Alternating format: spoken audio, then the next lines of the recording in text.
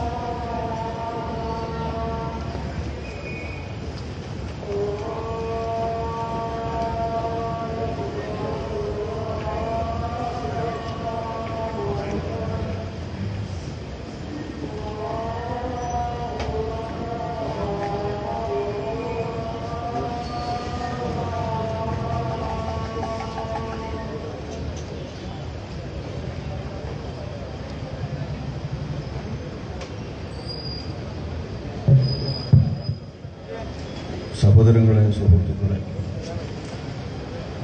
ഇക്കഴിഞ്ഞ ഡിസംബർ 27-ാം തീയതി കോഴിക്കോട് വെച്ച് പ്രഖ്യാപിക്കപ്പെട്ട കേരള സംസ്ഥാന ജംഇയ്യത്തുൽ ഉലമ എന്ന മഹത്തായ സംഘടനയുടെ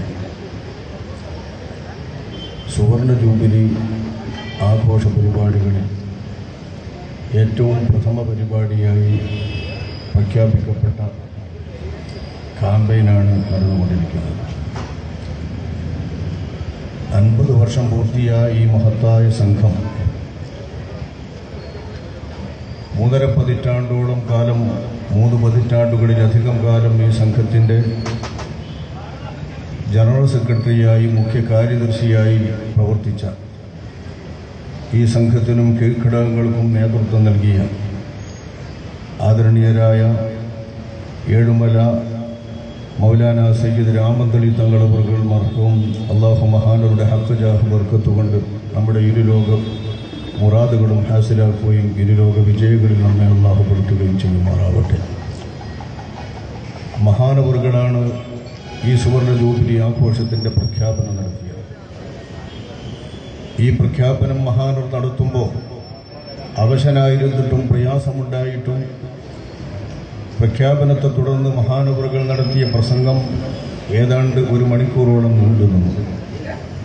ആ പ്രസംഗത്തിൽ മഹാനവറുകൾ 50 വർഷം പൂർത്തിയായ ഈ ജംഇയ്യത്തുൽ ഉലമ രൂപീകരിക്കാനുണ്ടായ പശ്ചാത്തലവും നിമിത്തങ്ങളും ബഹുമാനപ്പെട്ട സമസ്ത കേരള ജംഇയ്യത്തുൽ ഉലമയിൽ നിന്ന് ഭിന്നമായി ഈ സംഘം രൂപീകരിക്കുന്നത് എന്തുകൊണ്ടെന്നും ഈ സംഘം ഉയർത്തിപ്പിടിക്കുന്നത് എന്തെന്നും വളരെ വിശദമായി വിവരിക്കുകയും ഈ സംഘം സത്യം അന്ത്യനാൾ വരെ ഉയർത്തിപ്പിടിച്ചുകൊണ്ടിരിക്കുന്ന ഒരു വിഭാഗം, ഒരു ചെറിയ വിഭാഗമെങ്കിലും ആളുകൾ അള്ളാഹുവിൻ്റെ ഭൂലോകത്തുണ്ടാകുമെന്ന് മുഹമ്മദ് മുസ്തഫ സല്ലല്ലാഹു അലൈഹി വസല്ലം തങ്ങൾ പ്രഖ്യാപിച്ച സ്വഹീഹുൽ ബുഖാരിയും മറ്റും നിവേദനം ചെയ്തിട്ടുള്ള ഹദീസിന്റെ സാക്ഷാത്കാരമായി ആ കൊച്ചു സംഘമാണ് ഈ സംഘമെന്നും ഈ സംഘമില്ലെങ്കിൽ ആ ഹദീസിന് ഒരു മാസ്വദത്ത് പുറത്ത് കാണിക്കാൻ പറ്റുന്ന, ചൂണ്ടിക്കാണിക്കാൻ പറ്റുന്ന ഒരു മാതൃകയുണ്ടാവുകയില്ല എന്നും ബഹുമാനപ്പെട്ട തങ്ങളവറുകൾ പ്രത്യേകം ചൂണ്ടിക്കാട്ടിക്കൊണ്ട് ഈ സംഘത്തെ മുന്നോട്ട് ഗമിക്കേണ്ടതിൻ്റെയും ഇതിൻ്റെ പിന്നിൽ നിന്നുകൊണ്ട് ആളുകൾ പിന്തുണയ്ക്കേണ്ടതിൻ്റെയും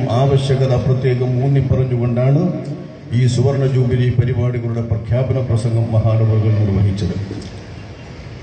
തൊട്ടടുത്ത് ജനുവരി 2-ന് ഈ പരിപാടികളിലെ മുഖ്യ ഇനമായ പ്രഥമ ഇനമായ ഈ കാമ്പയിൻ ഉദ്ഘാടനം കഴിഞ്ഞ് 1 മാസം പൂർത്തിയായപ്പോൾ ഈ കഴിഞ്ഞ ഫെബ്രുവരി 1-ാം തീയതി അള്ളാഹുവിൻ്റെ വിളിയാളത്തിന് ഉത്തരം നൽകിക്കൊണ്ട് അള്ളാഹുവിൻ്റെ ലോകത്തേക്ക് മഹാനവറുകൾ യാത്രയായി.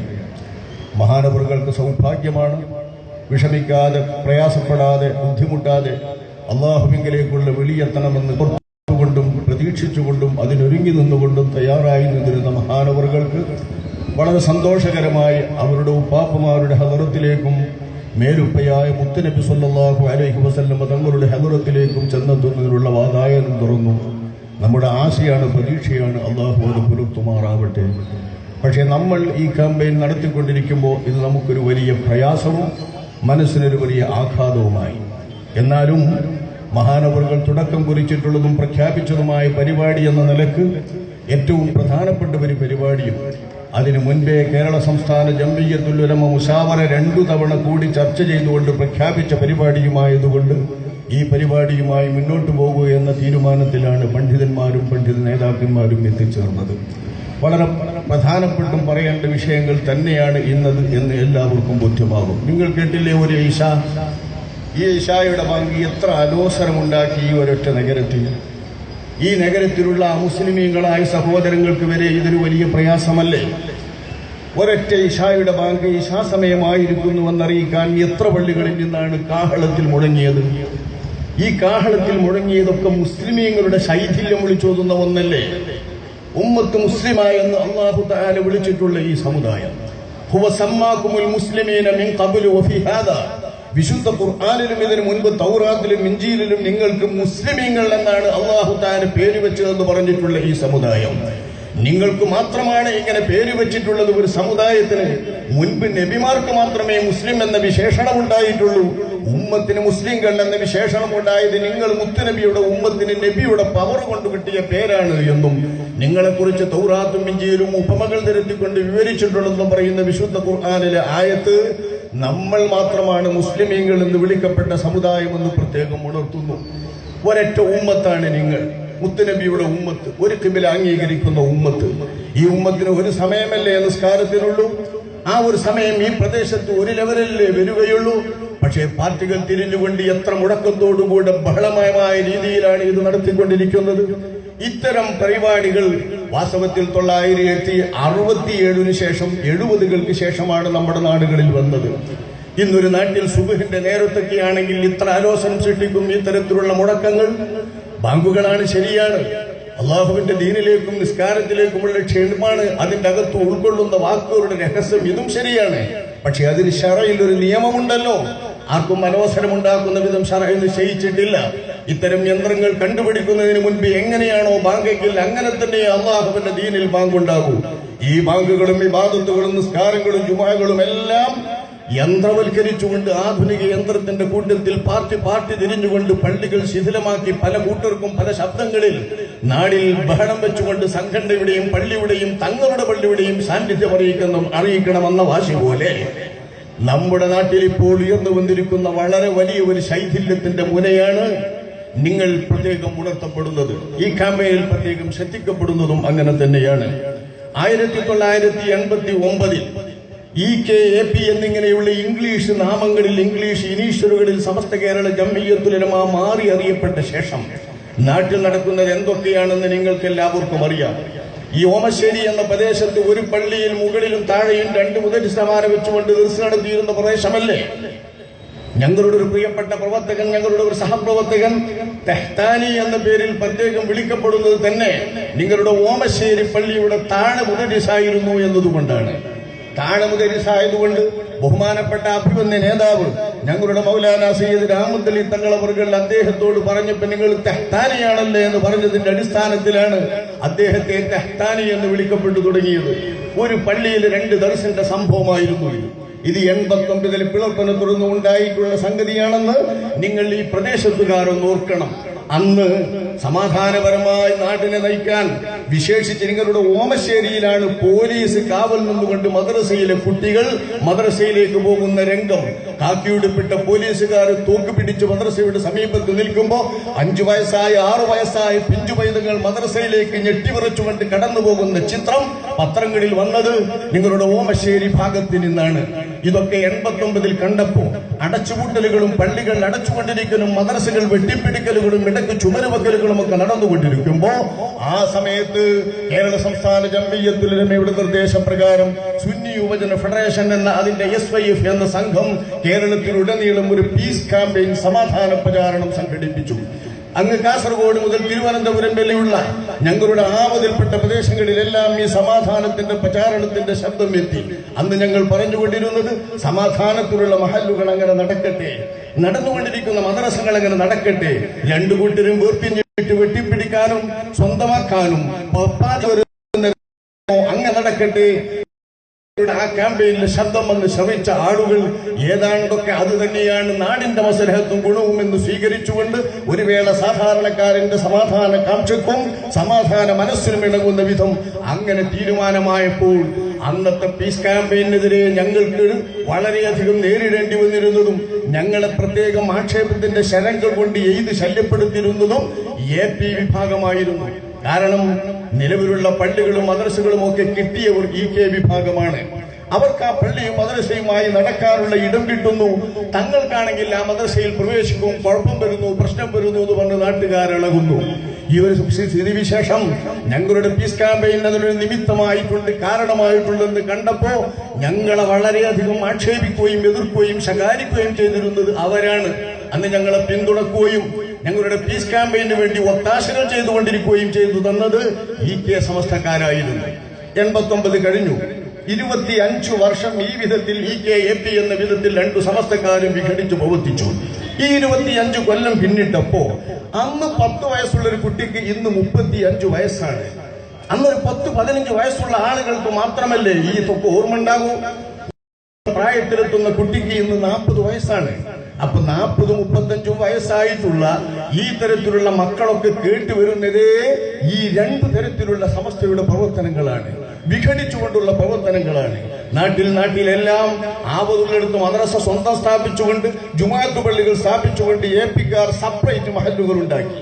പക്ഷെ നാട്ടുകാരതിന് നാട്ടിലെ മഹല്ലെന്ന് പറഞ്ഞില്ല, പൊതു മഹല്ലെന്ന് പറഞ്ഞില്ല, പൊതു മദ്രസ എന്ന് പറഞ്ഞില്ല. APക്കാരുടെ പള്ളി, APക്കാരുടെ മദ്രസ, APക്കാരുടെ ജുമുഅ എന്നേ പറഞ്ഞുള്ളൂ.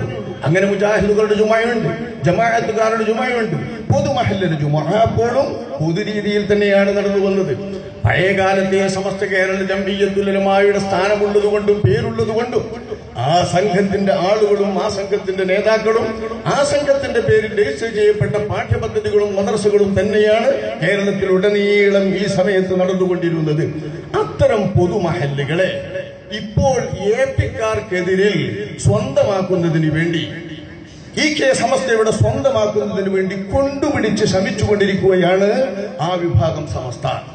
പ്രശ്നം എന്താപ്പോ? അതിന്റെ പേരിൽ പൊതുമഹല്ലുകളെ സ്വന്തമാക്കുന്നു എന്ന പേരിൽ തങ്ങൾക്ക് ജനറൽ ബോഡിയിലെ അധികാരം പോലും നിഷേധിക്കപ്പെടുന്നു എന്ന സ്ഥിതി എത്തിയപ്പോ നാട്ടിലെ APക്കാർ കലശലായ വക്കാണവും പ്രയാസവും നടത്തിക്കൊണ്ടിരിക്കുകയാണ്. അവിധത്തിലുള്ള ബഹളങ്ങൾ മൂത്ത് പലതരത്തും പലയിടത്തും പള്ളി പൂട്ടിയിരിക്കുകയാണ്. നമ്മളുടെ കൊണ്ടോട്ടി പരിസരത്ത് മാത്രം 3 പള്ളി ഇപ്പൊ പൂട്ടപ്പെട്ട് കിടക്കുകയാണ്. പള്ളിക്കൽ ബസാറിൽ പൂട്ടും തുറക്കും അങ്ങനെ കിടക്കുകയാണ്. അനേകം പള്ളികൾ ഇപ്പോൾ കേസിലാണ്. ഒരുപാട് പള്ളികൾ പൂട്ടപ്പെടാൻ ഇടയാക്കി കിടക്കുകയാണ്. ഇതൊക്കെയും പ്രശ്നം എന്താണ്? സംഘടനാവൽക്കരിച്ചുകൊണ്ട് സ്വന്തം മഹല്ലാക്കാൻ വ്യാജമായി മഹല്ലുകൾ സാധാരണക്കാരും നാട്ടുകാരും അറിയാതെ രജിസ്റ്റർ ചെയ്തുകൊണ്ട് ഒരു വിഭാഗം സമസ്തക്കു മാത്രം ഈ മഹല്ലുകളെ തീരെഴുതി കൊടുക്കുന്ന വിധത്തിലുള്ള ഒരു ഭരണഘടന രജിസ്റ്റർ ചെയ്തുകൊണ്ടുള്ള കുഴപ്പമാണ് നാട്ടിലുണ്ടായിക്കൊണ്ടിരിക്കുന്നത്. ഞാൻ കൂടുതലൊന്നും പറയുന്നില്ല. ഇപ്പോഴത്തെ സമയത്ത് വളരെയധികം തിരക്ക് പിടിച്ച സമയമാണ്. നമുക്ക് നിയന്ത്രണങ്ങളും ഉണ്ടാകും ഇൻഷാ അല്ലാഹ്. കിട്ടുന്ന നേരത്തെ നിയമം അനുസരിച്ചുകൊണ്ട് തന്നെ ഒരൽപ്പം പറയട്ടെ. ഇത് നോക്കൂ, പള്ളി മദ്രസകളുടെ മാതൃകാ നിയമാവലി എന്ന പേരിൽ സമസ്ത കേരള ഇസ്ലാം മത വിദ്യാഭ്യാസ ബോർഡ് സമസ്താലയം ചേളാരി തേഞ്ഞിപ്പലത്തിൽ നിന്ന് ഔദ്യോഗികമായി സമസ്ത കേരള ഇസ്ലാം മത വിദ്യാഭ്യാസ ബോർഡ് പ്രസിദ്ധീകരിക്കുന്ന ഔദ്യോഗിക പ്രസിദ്ധീകരണമാണ്. നാട്ടിലെ പള്ളികളൊക്കെ രജിസ്റ്റർ ചെയ്യുന്നതിന് വേണ്ടിയുള്ള കരട് നിയമാവലിയാണ് ഇത്, മാതൃകാ നിയമാവലി. ഈ മാതൃകാ നിയമാവലിയുടെ ഒരു സാമ്പിൾ അന്നം തിന്നുന്ന ഭക്ഷണം കഴിക്കുന്ന സാധാരണക്കാരിൽ നിന്ന് എന്ത് മനസ്സിലാക്കണമെന്നറിയുന്നതിന് വേണ്ടി മാത്രം അത് ഉദ്ധരിച്ചുകൊണ്ട് ഞാൻ ചിലത് സംസാരിക്കാം. നിങ്ങൾ നോക്കുക, ഈ പള്ളി മദ്രസകൾ നാട്ടുകാരുടെ പള്ളികളും മദ്രസകളും രജിസ്റ്റർ ചെയ്യുന്നതിനുള്ളതാണ്. ഓരോ നാട്ടുകാരുണ്ടാക്കിയ പള്ളി, ചിലപ്പോൾ അതിനു മുൻപുള്ള ഉത്തരവാദപ്പെട്ട ചില വല്ല മഹാന്മാരും ഉണ്ടാക്കിയ പള്ളി, ചിലപ്പോൾ പുറത്തു നിന്ന് വന്ന ഇസ്ലാമിക മിഷണറി സംഘത്തിലുള്ള വലിയ നേതാക്കന്മാരും ഔലിയാക്കളും ഉണ്ടാക്കിയ പള്ളി. ഈ പള്ളികളൊക്കെ അതിന്റെ നിലനിൽപ്പിന് വേണ്ടി മറ്റു സംഘക്കാരും വിദ്യാർത്ഥികാരും പിടിച്ചടക്കാതിരിക്കുന്നതിന് വേണ്ടിയുള്ള സുരക്ഷക്കാണ് ഈ രജിസ്ട്രേഷൻ. ഈ രജിസ്ട്രേഷൻ നടക്കുമ്പോ ഇസ്ലാം മത വിദ്യാഭ്യാസ ബോർഡിന്റെ കീഴിൽ കരട് നിയമാവലി നൽകുന്നതും രജിസ്റ്റർ ചെയ്യുന്നതിനുള്ള നിയമാവലി തയ്യാറാക്കി കൊടുക്കുന്നതും എങ്ങനെയെന്ന് നിങ്ങൾ അറിയുക. പള്ളിയുടെ ഉദ്ദേശ ലക്ഷ്യങ്ങൾ വിവരിക്കുന്നത്, മദ്രസ കമ്മിറ്റിയുടെ ഉദ്ദേശ ലക്ഷ്യങ്ങൾ വിവരിക്കുന്നത് വളരെ ശരിയാണ്. ഇന്ന ജുമാ മസ്ജിദും അതിന്റെ എല്ലാ സംഗമ താവര സ്വത്തുക്കളും കൈവശം വെച്ച് പരിപാലിക്കുകയും ഭരണം നടത്തുകയും ചെയ്യുക. ബി, ഇപ്പോൾ മലപ്പുറം ജില്ലയിലെ ചേളാരി ആസ്ഥാനമായി പ്രവർത്തിച്ചു വരുന്ന സമസ്ത കേരള ഇസ്ലാം മത വിദ്യാഭ്യാസ ബോർഡിനാൽ ഇത്രാം വർഷം മുതൽ ഇത്രാം നമ്പറായി അംഗീകരിച്ചു പ്രവർത്തിച്ചു വരുന്ന കമ്മിറ്റിക്ക് കീഴിലുള്ള മദ്രസ എക്കാലവും പ്രസ്തുത അംഗീകാരത്തിന്റെ കീഴിലും ബോർഡിന്റെ പാഠ്യപദ്ധതി അനുസരിച്ചും അപ്പോഴുണ്ടാകുന്ന ഉപദേശ നിർദ്ദേശം അനുസരിച്ചും മാത്രം നടത്തുക. ഇതൊക്കെ നമുക്ക് മനസ്സിലാക്കാം. മദ്രസയിൽ കുഴപ്പമുണ്ടാകാതിരിക്കാൻ അതേ മദ്രസ സിസ്റ്റം തന്നെ നിലനിർത്തുക, പള്ളികൾ പരിപാലിക്കുക, ഇനി ഖബർസ്ഥാൻ പരിപാലിക്കുക, എല്ലാം കഴിഞ്ഞ ഉദ്ദേശങ്ങൾ പറയുമ്പോൾ നോക്കൂ. സ്വദേശീയരും വിദേശീയരുമായ വിദ്യാർത്ഥികൾക്ക് മതപരമായ ഉപരിപഠനത്തിന് ജുമാഅത്ത് പള്ളിയിൽ സ്ഥാപിച്ചു നടത്തിവരുന്ന ദർസ് മുടങ്ങാതെ അഭിവൃദ്ധിപ്പെടുത്തി 5Gയിൽ പറഞ്ഞ സമസ്ത കേരള ജംഇയ്യത്തുൽ ഉലമായുടെ ആശയത്തോട് പൂർണ്ണമായി യോജിക്കുന്ന പണ്ഡിതന്മാരെ കൊണ്ട് നടത്തുക. ഇതേതാ 5Gയിൽ പറഞ്ഞ? ഈ 5G ഞാനൊന്ന് വായിക്കാം. 5Gയിൽ പറഞ്ഞിട്ടുള്ളത് ഇതേ വകുപ്പിലെ ഉദ്ദേശ ലക്ഷ്യങ്ങളിൽ പറഞ്ഞിട്ടുള്ള G വകുപ്പാണ്. എന്താണ് ഈ G വകുപ്പ്? 1925 സ്ഥാപിച്ചു സൊസൈറ്റീസ് രജിസ്ട്രേഷൻ ആക്ട് പ്രകാരം കോഴിക്കോട് ജില്ലാ രജിസ്റ്റർ ഓഫീസിൽ 1934-35 1-ാം നമ്പറായി രജിസ്റ്റർ ചെയ്ത് പ്രവർത്തിച്ചു വരുന്നതും ഇപ്പോൾ കോഴിക്കോട് ഫ്രാൻസിസ് റോഡ് ആസ്ഥാനമായി പ്രവർത്തിക്കുന്നതുമായ സമസ്ത കേരള ജംഇയ്യത്തുൽ ഉലമായുടെ ആദർശമനുസരിച്ച് അഹ്ലുസുന്നത്തി വൽ ജമാഅത്തിന്റെ ആശയാദർശങ്ങൾ മഹല്ലിൽ പ്രചരിപ്പിക്കുക. ഇപ്പോൾ ഫ്രാൻസിസ് റോഡിൽ പ്രവർത്തിക്കുന്ന സമസ്ത കേരള ജംഇയ്യത്തുൽ ഉലമ എന്ന് പറഞ്ഞാൽ EK സമസ്തയുടെ ഓഫീസ്, സുപ്രഭാതം നടന്നു വരുന്ന ഓഫീസ്. ഈ ഓഫീസിലുള്ള സമസ്ത കേരള ജംഇയ്യത്തുൽ ഉലമായുടെ ആശയാദർശം അനുസരിച്ചുകൊണ്ട് മാത്രം എല്ലാം നടത്തി വരിക എന്നതാണ് സമസ്തയുടെ ഓഫീസ് എത്തിക്കൊള്ളുന്ന പ്രദേശം പ്രത്യേകം വേർതിരിച്ചു പറഞ്ഞതാണ് 5G വകുപ്പിന്റെ പ്രത്യേകത.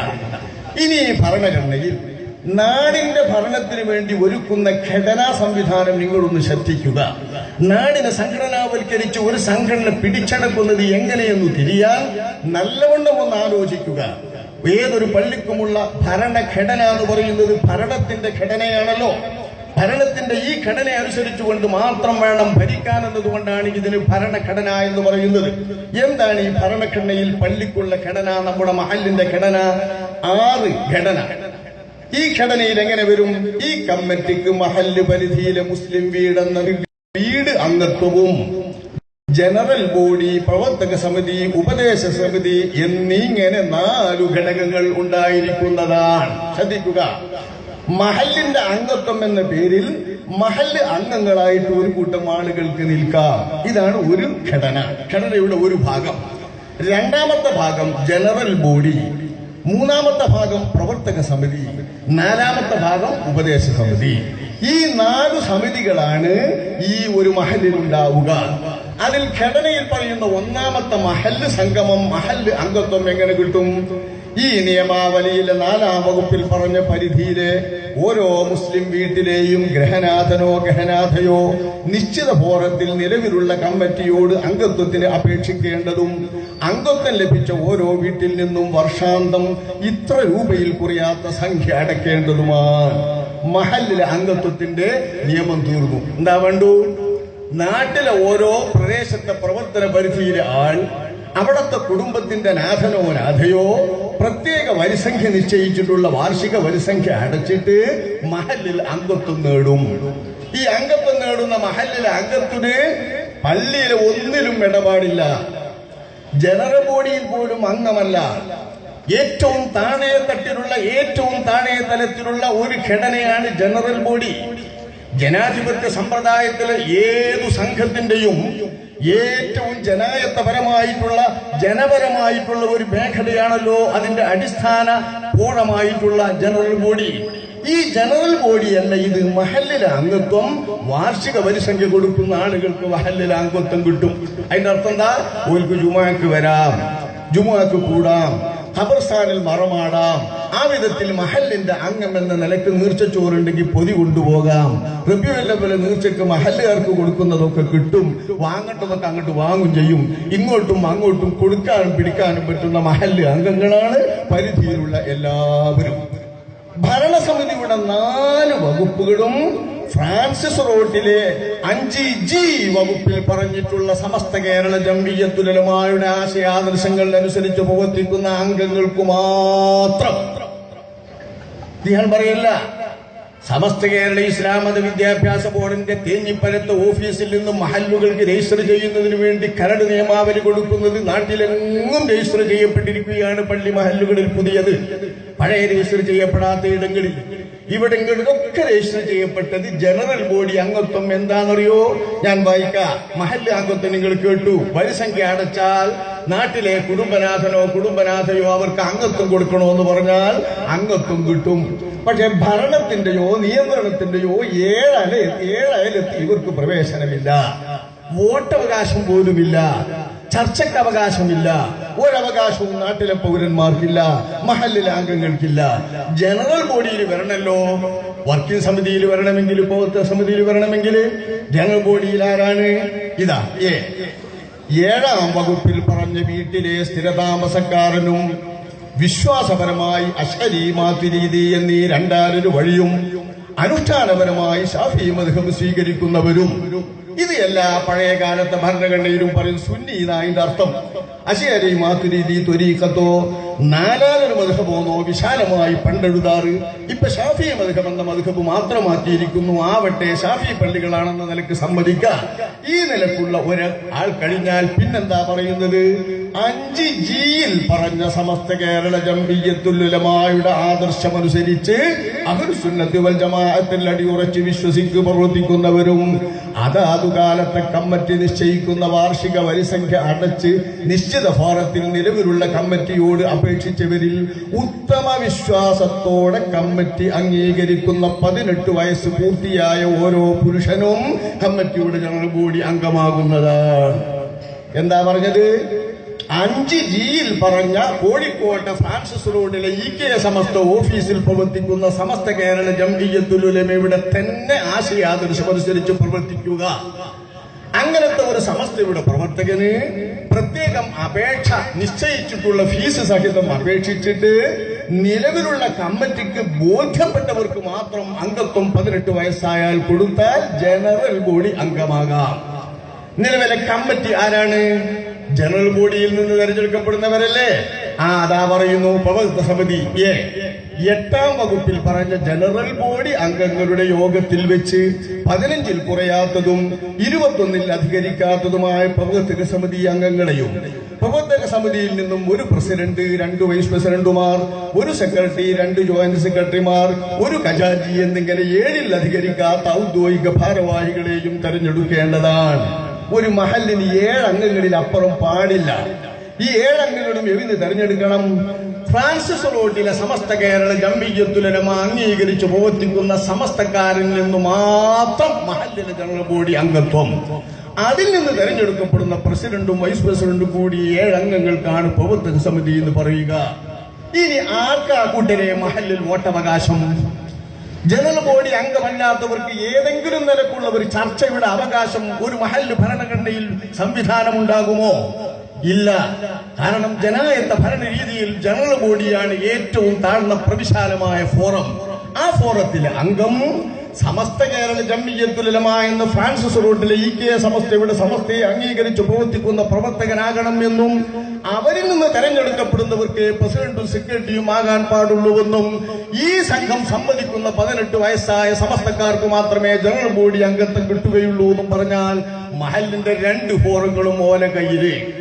ഇനി ഉപദേശ സമിതിയാണ് ഫോറം നോക്കിക്കോളി. 10 ഉപദേശ സമിതി 5Gയിൽ പറഞ്ഞ അത് വല്ലാത്തൊരു 5G. ഈ 5G ഈ ഭരണഘടനയുടെ അവസാനം വരെ ഉണ്ട്. 5G എന്ന് പറഞ്ഞാൽ ഫ്രാൻസിസ് റോഡിലെ സമസ്തരെ അംഗീകരിച്ച് പ്രവർത്തിക്കുന്ന സമസ്തക്കാരൻ. ഈ 5Gയിൽ പറഞ്ഞ സമസ്ത കേരള ജംഇയ്യത്തുൽ ഉലമയുടെ 2 പ്രതിനിധികൾ ഉപദേശ സമിതി അംഗങ്ങളായിരിക്കുന്നതാണ്. ഉപദേശക സമിതി അംഗങ്ങൾക്ക് പ്രത്യേക കാലാവധിയില്ലാത്തതും സമസ്ത മുശാവറയുടെ അനുമതിയോടെ മാറ്റാവുന്നതും വരുന്ന ഒഴിവുകൾ നികത്താവുന്നതുമാണ്. ആരാണ് ഉപദേശ സമിതി? ഫ്രാൻസിസ് റോഡിലെ സമസ്തയിലെ 2 മുഷാവറ അംഗങ്ങൾ. ഈ 2 മുഷാവറ അംഗങ്ങൾക്ക് കാലാവധിയില്ല. കാലം മരിക്കോളം അവരു തന്നെ. ഓലെ മാറ്റാൻ മഹല്ലിലെ ആളുകൾക്ക് അധികാരമില്ല. ബോർഡിന്റെ മുഷാവറക്ക് മാത്രം അധികാരം. അപ്പൊ മുഷാവറ ഇവിടെ കുത്തകാധികാരത്തിൽ നിൽക്കുന്ന 2 അംഗങ്ങൾ ഉപദേശ സമിതിയിലെ പണ്ഡിതന്മാർ. അവർ നാട്ടുകാരല്ല, രാജ്യക്കാരല്ല, നാടിന്റെ അഭ്യുദയകാംക്ഷികളല്ല. എവിടെ നിന്നോ ഉള്ള പണ്ഡിതനെ തെരഞ്ഞെടുത്തിട്ട് നാടിന്റെ ഉപദേശ സമിതിയാക്കാം. ജംഇയ്യത്തുൽ ഉലമയുടെ മുഷാവറ അംഗമെന്ന നിലയ്ക്ക് മരിക്കും വരെ സ്വീകരിച്ചു കൊള്ളണം. മുഷാവറക്ക് മാത്രമേ അവരെ പുറത്താക്കാൻ അധികാരവുമുള്ളൂ. ഈ ഉപദേശ സമിതിക്ക് കീഴിൽ പ്രവർത്തക സമിതി എന്നത് ജനറൽ ബോഡിയിൽ നിന്ന് തെരഞ്ഞെടുക്കപ്പെടുന്നവർ, ജനറൽ ബോഡി അംഗങ്ങളോ സമസ്ത കേരള ജംഇയ്യത്തുൽ ഉലമയെ അംഗീകരിക്കുന്നവർ. ഇനി എവിടെയാണ് ഒരു നാട്ടുകാർക്ക് അധികാരം? നാട്ടുകാരുടെ പള്ളി എന്ന് പറയുന്ന ഒരു പള്ളിയുണ്ടോ? നാട്ടുകാരുടെ പള്ളി മഹല്ലിലെ മദ്രസ. ഈ മദ്രസക്കും നിശ്ചയം ആരാ നടത്തുന്നത്? നാട്ടുകാരല്ല, സമസ്ത കേരളക്കാരായിട്ടുള്ള ജംഇയ്യത്തുകാരായിട്ടുള്ളവർ മാത്രം. ഇത് നാട്ടിലെ പള്ളികളിലൊക്കെയും രജിസ്റ്റർ ചെയ്തിട്ട് കാണുമ്പോ നമ്മളെ നാട്ടിൽ സാധാരണ എന്താ ചെയ്യാ? വെള്ളിയാഴ്ച നീച്ചിട്ട് ഹത്തീബോ കാലുകരോ പറയും ഇന്ന് ജനറൽ ബോഡിയാ, ഇന്ന ദിവസം ജനറൽ ബോഡിയാ. ആ ജനറൽ ബോഡിക്ക് വേണ്ടിയിട്ട് വെള്ളിയാഴ്ച നീച്ചിട്ട് ഇന്ന് ജനറൽ ബോഡി കഴിഞ്ഞ് എല്ലാവരും ആടി ഇരിക്കണം എന്ന് പറയുമ്പോൾ മഹല്ലിലെ നാട്ടുകാർ ജനറൽ ബോഡി കൂടലാണ് സാധാരണ വഴക്കം. കാരണം നാട്ടിലെ കാര്യങ്ങൾ തീരുമാനിക്കാനുള്ള അവസാന ഫോറമല്ല ജനറൽ ബോഡി. ഈ ജനറൽ ബോഡിക്ക് നാട്ടുകാരിരിക്കുമ്പോ ഏപ്പിക്കാരായ വല്ലവരും അഭിപ്രായം പറഞ്ഞാൽ അവിടെ ഈ ഭരണഘടനയുടെ ബലം ഉപയോഗിച്ചുകൊണ്ട് തടയുകയാണ്. നിങ്ങൾക്കിവിടെ വർത്തമാനം പറയാനോ അഭിപ്രായം പറയാനോ സ്വാതന്ത്ര്യമില്ല. നിങ്ങൾക്കിവിടെ വോട്ടവകാശമില്ല. നിങ്ങൾ ഈ കമ്മിറ്റിയിൽ ആരുമല്ല. നിങ്ങൾ ഈ നാട്ടിലെ പള്ളിയുടെ ഭരണസമിതിയിൽ ആരുമല്ല. അവരല്ലാത്ത സംസ്ഥാനക്കാരൻ പറഞ്ഞാലും പോകാം. ഒരു സംഘടനാ ബന്ധവുമില്ലാത്ത സാധാരണ സ്വതന്ത്രൻ പറഞ്ഞാലും പോകാം. നമുക്ക് പോകാം. നമുക്ക് എവിടെ നിൽക്കാൻ പറ്റൂല. നമ്മളെ നാട്ടുകാർക്ക് പോകുന്നോടത്ത് പോകാം. നാട്ടിൽ ഭരിക്കുന്നതൊക്കെ ആരാ? സമസ്തക്കാർ മാത്രം. ഇവിടെ പിന്നെ അടിയും പിടി അഭിപ്രായ വ്യത്യാസവും കുഴപ്പവും വരുന്നതിന് ആരെങ്കിലും പറഞ്ഞിട്ട് ഫലമുണ്ടോ? അടിയും പിടി ബഹളം വരുമ്പോ പോലീസ് പള്ളി കയറിയിട്ട് കൂട്ടല്ലാതെ ഓർക്ക് വേറെ വല്ല നിവൃത്തിയുണ്ടോ? പള്ളിയിൽ നിന്ന് ഇവരെ ഇറക്കി വിട്ടാലും പോകില്ല. പള്ളി ഞങ്ങളതാണെന്ന് 2 കൂട്ടരുന്ന ഇതാ പള്ളികളൊക്കെ കൂട്ടപ്പെടുന്നത്. ഈ ഒരവസ്ഥ പൊതുമഹല്ലുകളെ സംഘടനാവൽക്കരിച്ചുകൊണ്ട് ഈ കെ വിഭാഗം സമസ്തയുടേതാക്കി തന്നെ വരുന്ന ഓല പള്ളിയൊക്കെ പൊതുമഹല്ലല്ലേ? ഇത് സാധാരണ നമ്മൾ പറയുന്ന പ്രശ്നം പോലെയല്ല. എ പിക്കാരുണ്ടാക്കിയ എ പിക്കാരുടെ മഹല്ല്, എ പിക്കാരുടെ പള്ളി എന്ന് നാട്ടുകാർ പറയുന്ന പള്ളി അവർ കുറച്ചാളുള്ളൂ. അവരുടെ പള്ളിയായിട്ട് ആളുകൾ പറയുള്ളൂ, മഹല്ലല്ല. പൊതുമഹല്ലായിട്ട് പറയുന്നതിൽ എല്ലാ വിഭാഗവും കാണും. ഏതു മഹല്ലിനാണ് കൂട്ടരെ 100% ഈ സമസ്തക്കാരുള്ള മഹല്ല്? നിങ്ങൾ എവിടെയെങ്കിലും നമ്മുടെ കേരളത്തിൽ കാണിച്ചു തരുമോ 100% ഈക്കക്കാരുള്ള മഹല്ല്? ഇല്ല. തീർച്ചയായും ആ മഹല്ലിൽ തബ്ലീഗുകാരുണ്ടാകും, വിവിധ ത്വരീഖത്തുകാരുണ്ടാകും, സംസ്ഥാനക്കാരും ഉണ്ടാകും, സമസ്തക്കാരും ഉണ്ടാകും. ഒരു രണ്ടുകൂട്ടർ ഏതായാലും കച്ചറുണ്ടാക്കുമല്ലോ, ബാക്കി എല്ലാവരും ഒതുങ്ങിയാലും ഈ രണ്ടു കൂട്ടരും കച്ചറുണ്ടാക്കാൻ ഈ ഭരണഘടന തന്നെ പോരെ. അപ്പൊ മറ്റുള്ളവരും ജനറൽ ബോഡി അംഗങ്ങളിൽ നിന്ന് വരുമ്പോൾ പ്രയാസമുണ്ടാക്കാൻ അവരൊക്കെ മുതിരുകയില്ലേ? ഇவ்விധം നാട്ടിലൊക്കെ ഫസാദ് ഉണ്ടാക്കുവാൻ ഇടയാക്കുന്ന വിധം 100% ഈക്കക്കാരല്ലാത്ത നാട്ടിലെ പള്ളികളൊക്കെയും പൊതുനാട്ടിലെ പള്ളി, ഓമശ്ശേരി പള്ളി സമസ്തയുടെ പള്ളിയല്ല. പക്ഷെ നമ്മൾ വിളിക്കെന്താ, അത് സമസ്തന്റെ പള്ളിയാണ്. കാരണം എന്താ, അവിടെ കലണ്ടർ സുപ്രഭാതം കാണുന്നുണ്ട്. അപ്പുറത്ത് തന്നെ വേറൊരു പള്ളി മുദ്രയ്ക്കാൻ കയറി, DAP പള്ളിയാ, ഇവിടെ മർക്കസിന്റെ കലണ്ടറാണ്. കുറച്ചപ്പുറത്ത് തന്നെ വേറൊരു പള്ളിയുണ്ട്, ഇവിടെ ഷബാബ കാണുന്ന, അൽമനാറ കാണുന്നത് മുജാഹിദ് പള്ളിയാ. കുറച്ചപ്പുറത്തെ മാധ്യമത്തിന്റെ കലണ്ടറാ കാണുന്നത് ഈ ജമാഅത്തുകാർ പള്ളിയാ. അള്ളാഹ് കൊണ്ട് പള്ളിയില്ല, മുസ്ലിമേ കൊണ്ട് പള്ളിയില്ല. ഈ സംഘടനക്കാരുടെ പള്ളിയൊക്കെ കലണ്ടർ വെച്ചിട്ടും ബോർഡ് വെച്ചിട്ടും അവരവരുടെ പതാകകൾ വെച്ചിട്ടും അവരവരുടെ പരിപാടികളുടെ മാത്രം നോട്ടീസുകൾ പതിച്ചിട്ടും പള്ളികളൊക്കെ സംഘടനാവൽക്കരിച്ച് സംഘടനയുടെ കേന്ദ്രമാക്കി സംഘടനയുടെ ഓഫീസുകളാക്കി പ്രവർത്തിച്ചുകൊണ്ടിരിക്കുന്ന അവസ്ഥയിൽ നാടിനെ പൊതുമഹല്ല് ഭരിക്കുന്ന, പൊതുമദ്രസ ഭരിക്കുന്ന ആളുകൾ മദ്രസയും മഹല്ലും അവരുടെ സംഘടനകളുടേതുമാക്കുകയാണ്. വിഷമണ്ടിയിൽ അവിടെയാണ് നാട്ടുകാർ വിഷമിക്കുന്നത്, ഭാവിയിൽ വിഷമം വരുന്നത്, അടിപിടി തീരാതെ നിലകൊള്ളുന്നത്. ഇതാണ് നമ്മളിപ്പോ കണ്ടുകൊണ്ടിരിക്കുന്ന പ്രശ്നങ്ങളുടെ നിമിത്തം. ഇത് 50 വർഷം പൂർത്തിയാക്കിയ കേരള സംസ്ഥാന ജംഇയ്യത്തുൽ ഉലമ അതിന്റെ സുവർണ ജൂബിലി ആഘോഷിക്കുന്ന സമയത്ത് ഞങ്ങളുടെ സംഘടന ആരംഭിക്കുന്ന ആ നയത്തിലല്ല ഇപ്പൊ കേരളത്തിലെ പണ്ഡിതന്മാരും പ്രവർത്തകന്മാരും പ്രവർത്തിച്ചുകൊണ്ടിരിക്കുന്നതെന്നത് വേദനാജനകമായി കാണുകയാണ്. പള്ളി പൂട്ടപ്പെടുക, മദ്രസകൾ പിടിച്ചടക്കപ്പെടുക, മദ്രസയിലേക്ക് ഇടക്ക് കുറച്ച് കൂട്ടര് ചെന്നിട്ട് അവരുടേതാക്കുമ്പോൾ പോലീസ് പൂട്ടുക. ഈ അവസ്ഥ 25 കൊല്ലം മുമ്പ് ഇവർ പിളർന്നപ്പോൾ ഉണ്ടായ അവസ്ഥ വീണ്ടും വരികയാണ്. സർക്കാരുകൾ മാറുമ്പോഴാണ് ഈ പ്രശ്നം എന്ന് പറയും. സർക്കാർ ഇവിടെ മാറി മാറിയല്ലേ വരുള്ളൂ. ഇടതുപക്ഷം വലതുപക്ഷം, ഇടതുപക്ഷം UDF LDF, ഇങ്ങനെയല്ലേ ഇവിടെ വരുള്ളൂ. ഇങ്ങനെ മാറി മാറി വരുന്ന കാലത്തൊക്കെ ഇവരുടെ അനവസരം കൊണ്ടും ഭിന്നിപ്പ് കൊണ്ടും പോലീസ് സേനയിൽ മന്ത്രിക്ക് ഏത് ഭരണത്തിനാണോ ഭരണപക്ഷ ശക്തിയെങ്കിൽ ആ ഭരണ രാഷ്ട്രീയ നേതൃത്വത്തെ പിടിച്ചുകൊണ്ട് ഇവരെ കുഴപ്പം തീർക്കാനേ മുസ്ലിമീങ്ങൾക്ക് സമയമുള്ളൂ എന്ന് വന്നാൽ നമുക്കിവിടെ ജീവിക്കണ്ടേ, മുസ്ലിമായി ജീവിക്കണ്ടേ? ഈ സംഘടനാ പ്രവർത്തനത്തിന് ഒരു അറുതി വേണ്ടേ? ഇത് നമ്മൾ ആലോചിക്കണം. ഇതര സമുദായ സംഘടനകളിൽ വരെയും ഇവരുടെ ആധിപത്യം സ്ഥാപിക്കലും അവരുടെ സ്വാധീനം ഉണ്ടാക്കലും ഇവർ നടത്തിക്കൊണ്ടിരിക്കുകയാണ്. ഒരു തെരഞ്ഞെടുപ്പ് വന്നാൽ ആരൊക്കെ മുസ്ലിം ലീഗിന്റെ സ്ഥാനാർത്ഥിയാകണം, എവിടെയൊക്കെ സ്ഥാനാർത്ഥിയാകണം എന്ന് മുസ്ലിം ലീഗിന് തീരുമാനിക്കാൻ ഇന്ന് അവകാശമില്ലാതായിരിക്കുന്നു. കാരണം മുസ്ലിം ലീഗിന്റെ സ്ഥാനാർത്ഥികൾ പ്രഖ്യാപിക്കപ്പെടുമ്പോ അത് നമുക്ക് പറ്റുന്ന ആളാണോ, നമ്മളെ സംഘടനക്കാരനാണോ, മറുപക്ഷത്തിന്റെ യോഗത്തിന് പോണ ആളാണോ, അപ്പുറത്തേക്ക് പോണ ആളാണോ നോക്കുകയാണ്. ആണെങ്കിൽ അവർ ഉത്തരവാദപ്പെട്ടവർ ഇറങ്ങിയിട്ട് ലീഗ് രാഷ്ട്രീയ നേതാക്കൾ ചെന്നിട്ട് സ്ഥാനങ്ങൾ മാറ്റണം, മറിച്ചത് മാറ്റണമെന്ന് പറയുകയാണ്. തെരഞ്ഞെടുപ്പുകളിൽ പലതും കണ്ടില്ലേ നമ്മൾ?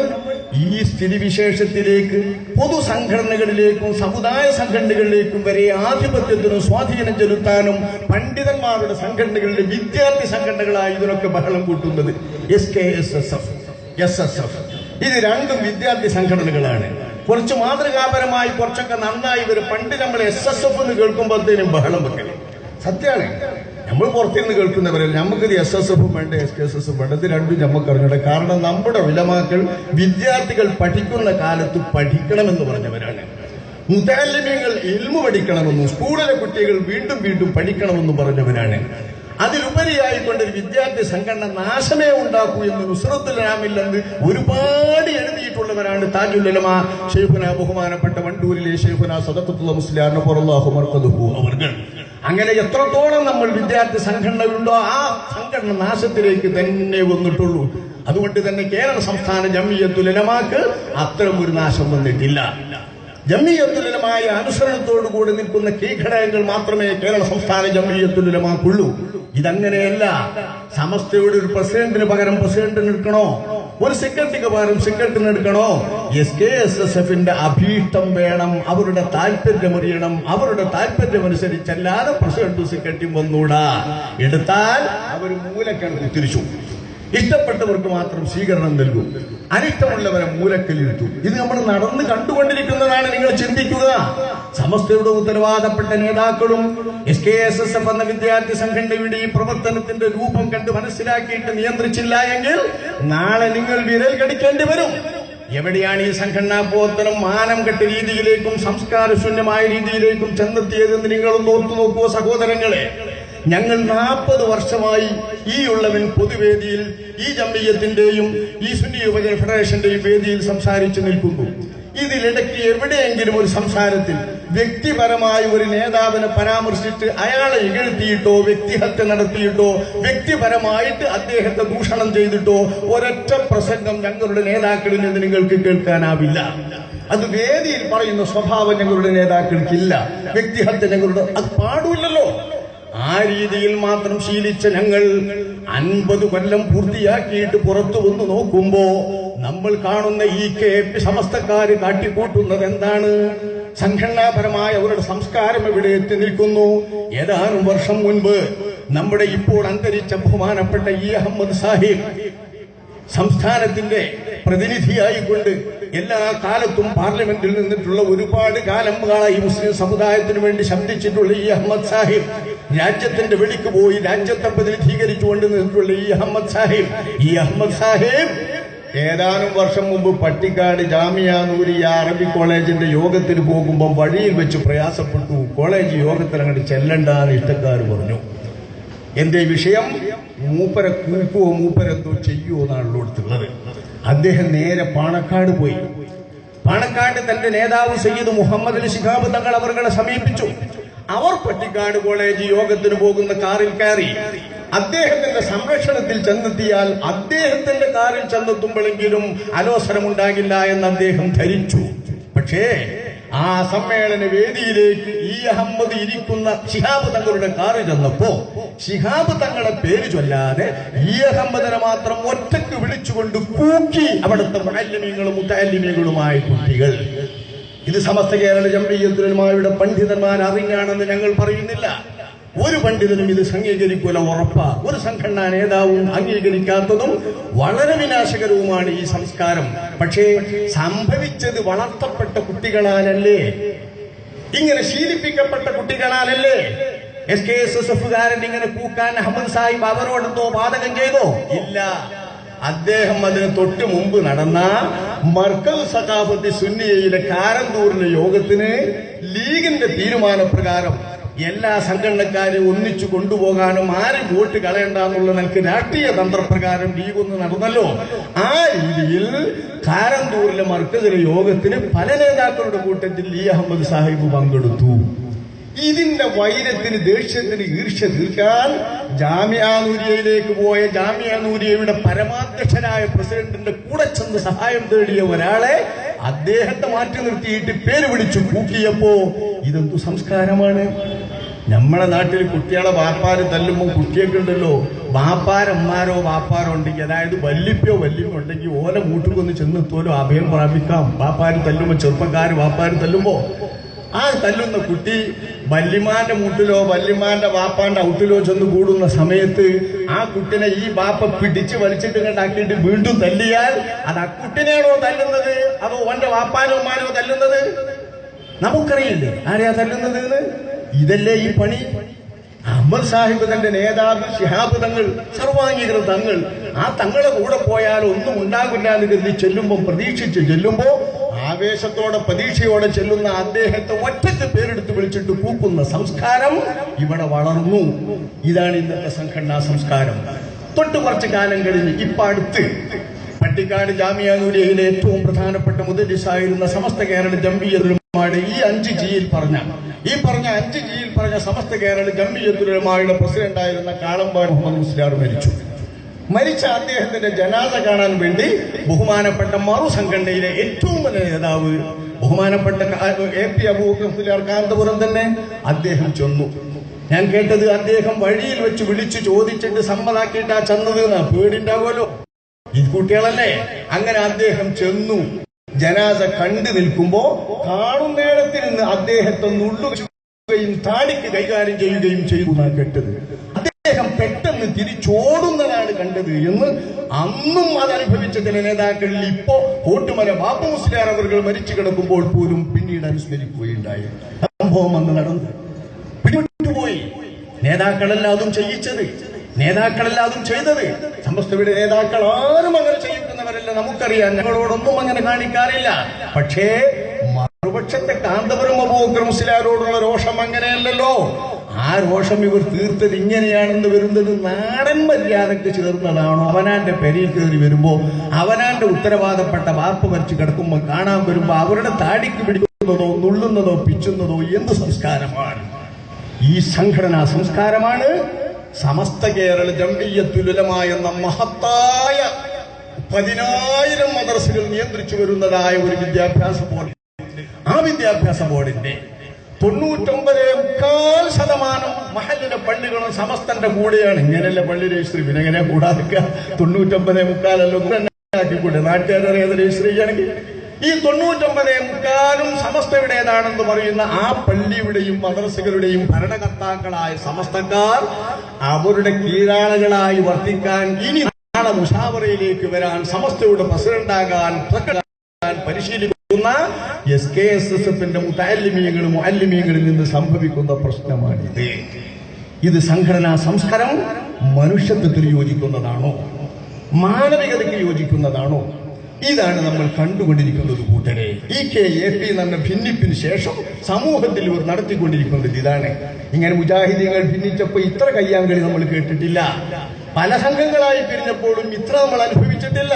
പക്ഷെ നമ്മളെ കൂട്ടർ പിരിയുമ്പോ വിദ്യാർത്ഥി സംഘടനകളുടെ പ്രവർത്തനം കൊണ്ടും ചെറുപ്പക്കാരുടെ പ്രവർത്തനം കൊണ്ടും തെറിപൂരണങ്ങളും തെറിഭാഷണങ്ങളുമല്ലാതെ നമ്മളൊന്നും കേൾക്കുന്നില്ല. ഇത് ഇനിയും തുടരുകയാണ്. ഈ ഭിന്നിപ്പ് ഇനിയും തുടരുകയാണ്. ഭിന്നിപ്പ് മാത്രമല്ല, ഇത് എന്തോ ഒരു തരം വൈരാഗ്യമാണ്. ഈ കൂട്ടരൊക്കെ മരിച്ചു പോവില്ലേ? വ്യക്തിവൈരാഗ്യം വെച്ച് പുലർത്തപ്പെടുന്ന കൂട്ടരൊക്കെ മരിക്കൂലേ? മരിച്ചാലും വേണ്ടേ നമുക്കിവിടെ ജീവിക്കാം? ഈ വൈരാഗ്യം വെച്ച് എന്നും നമുക്കാവൂ?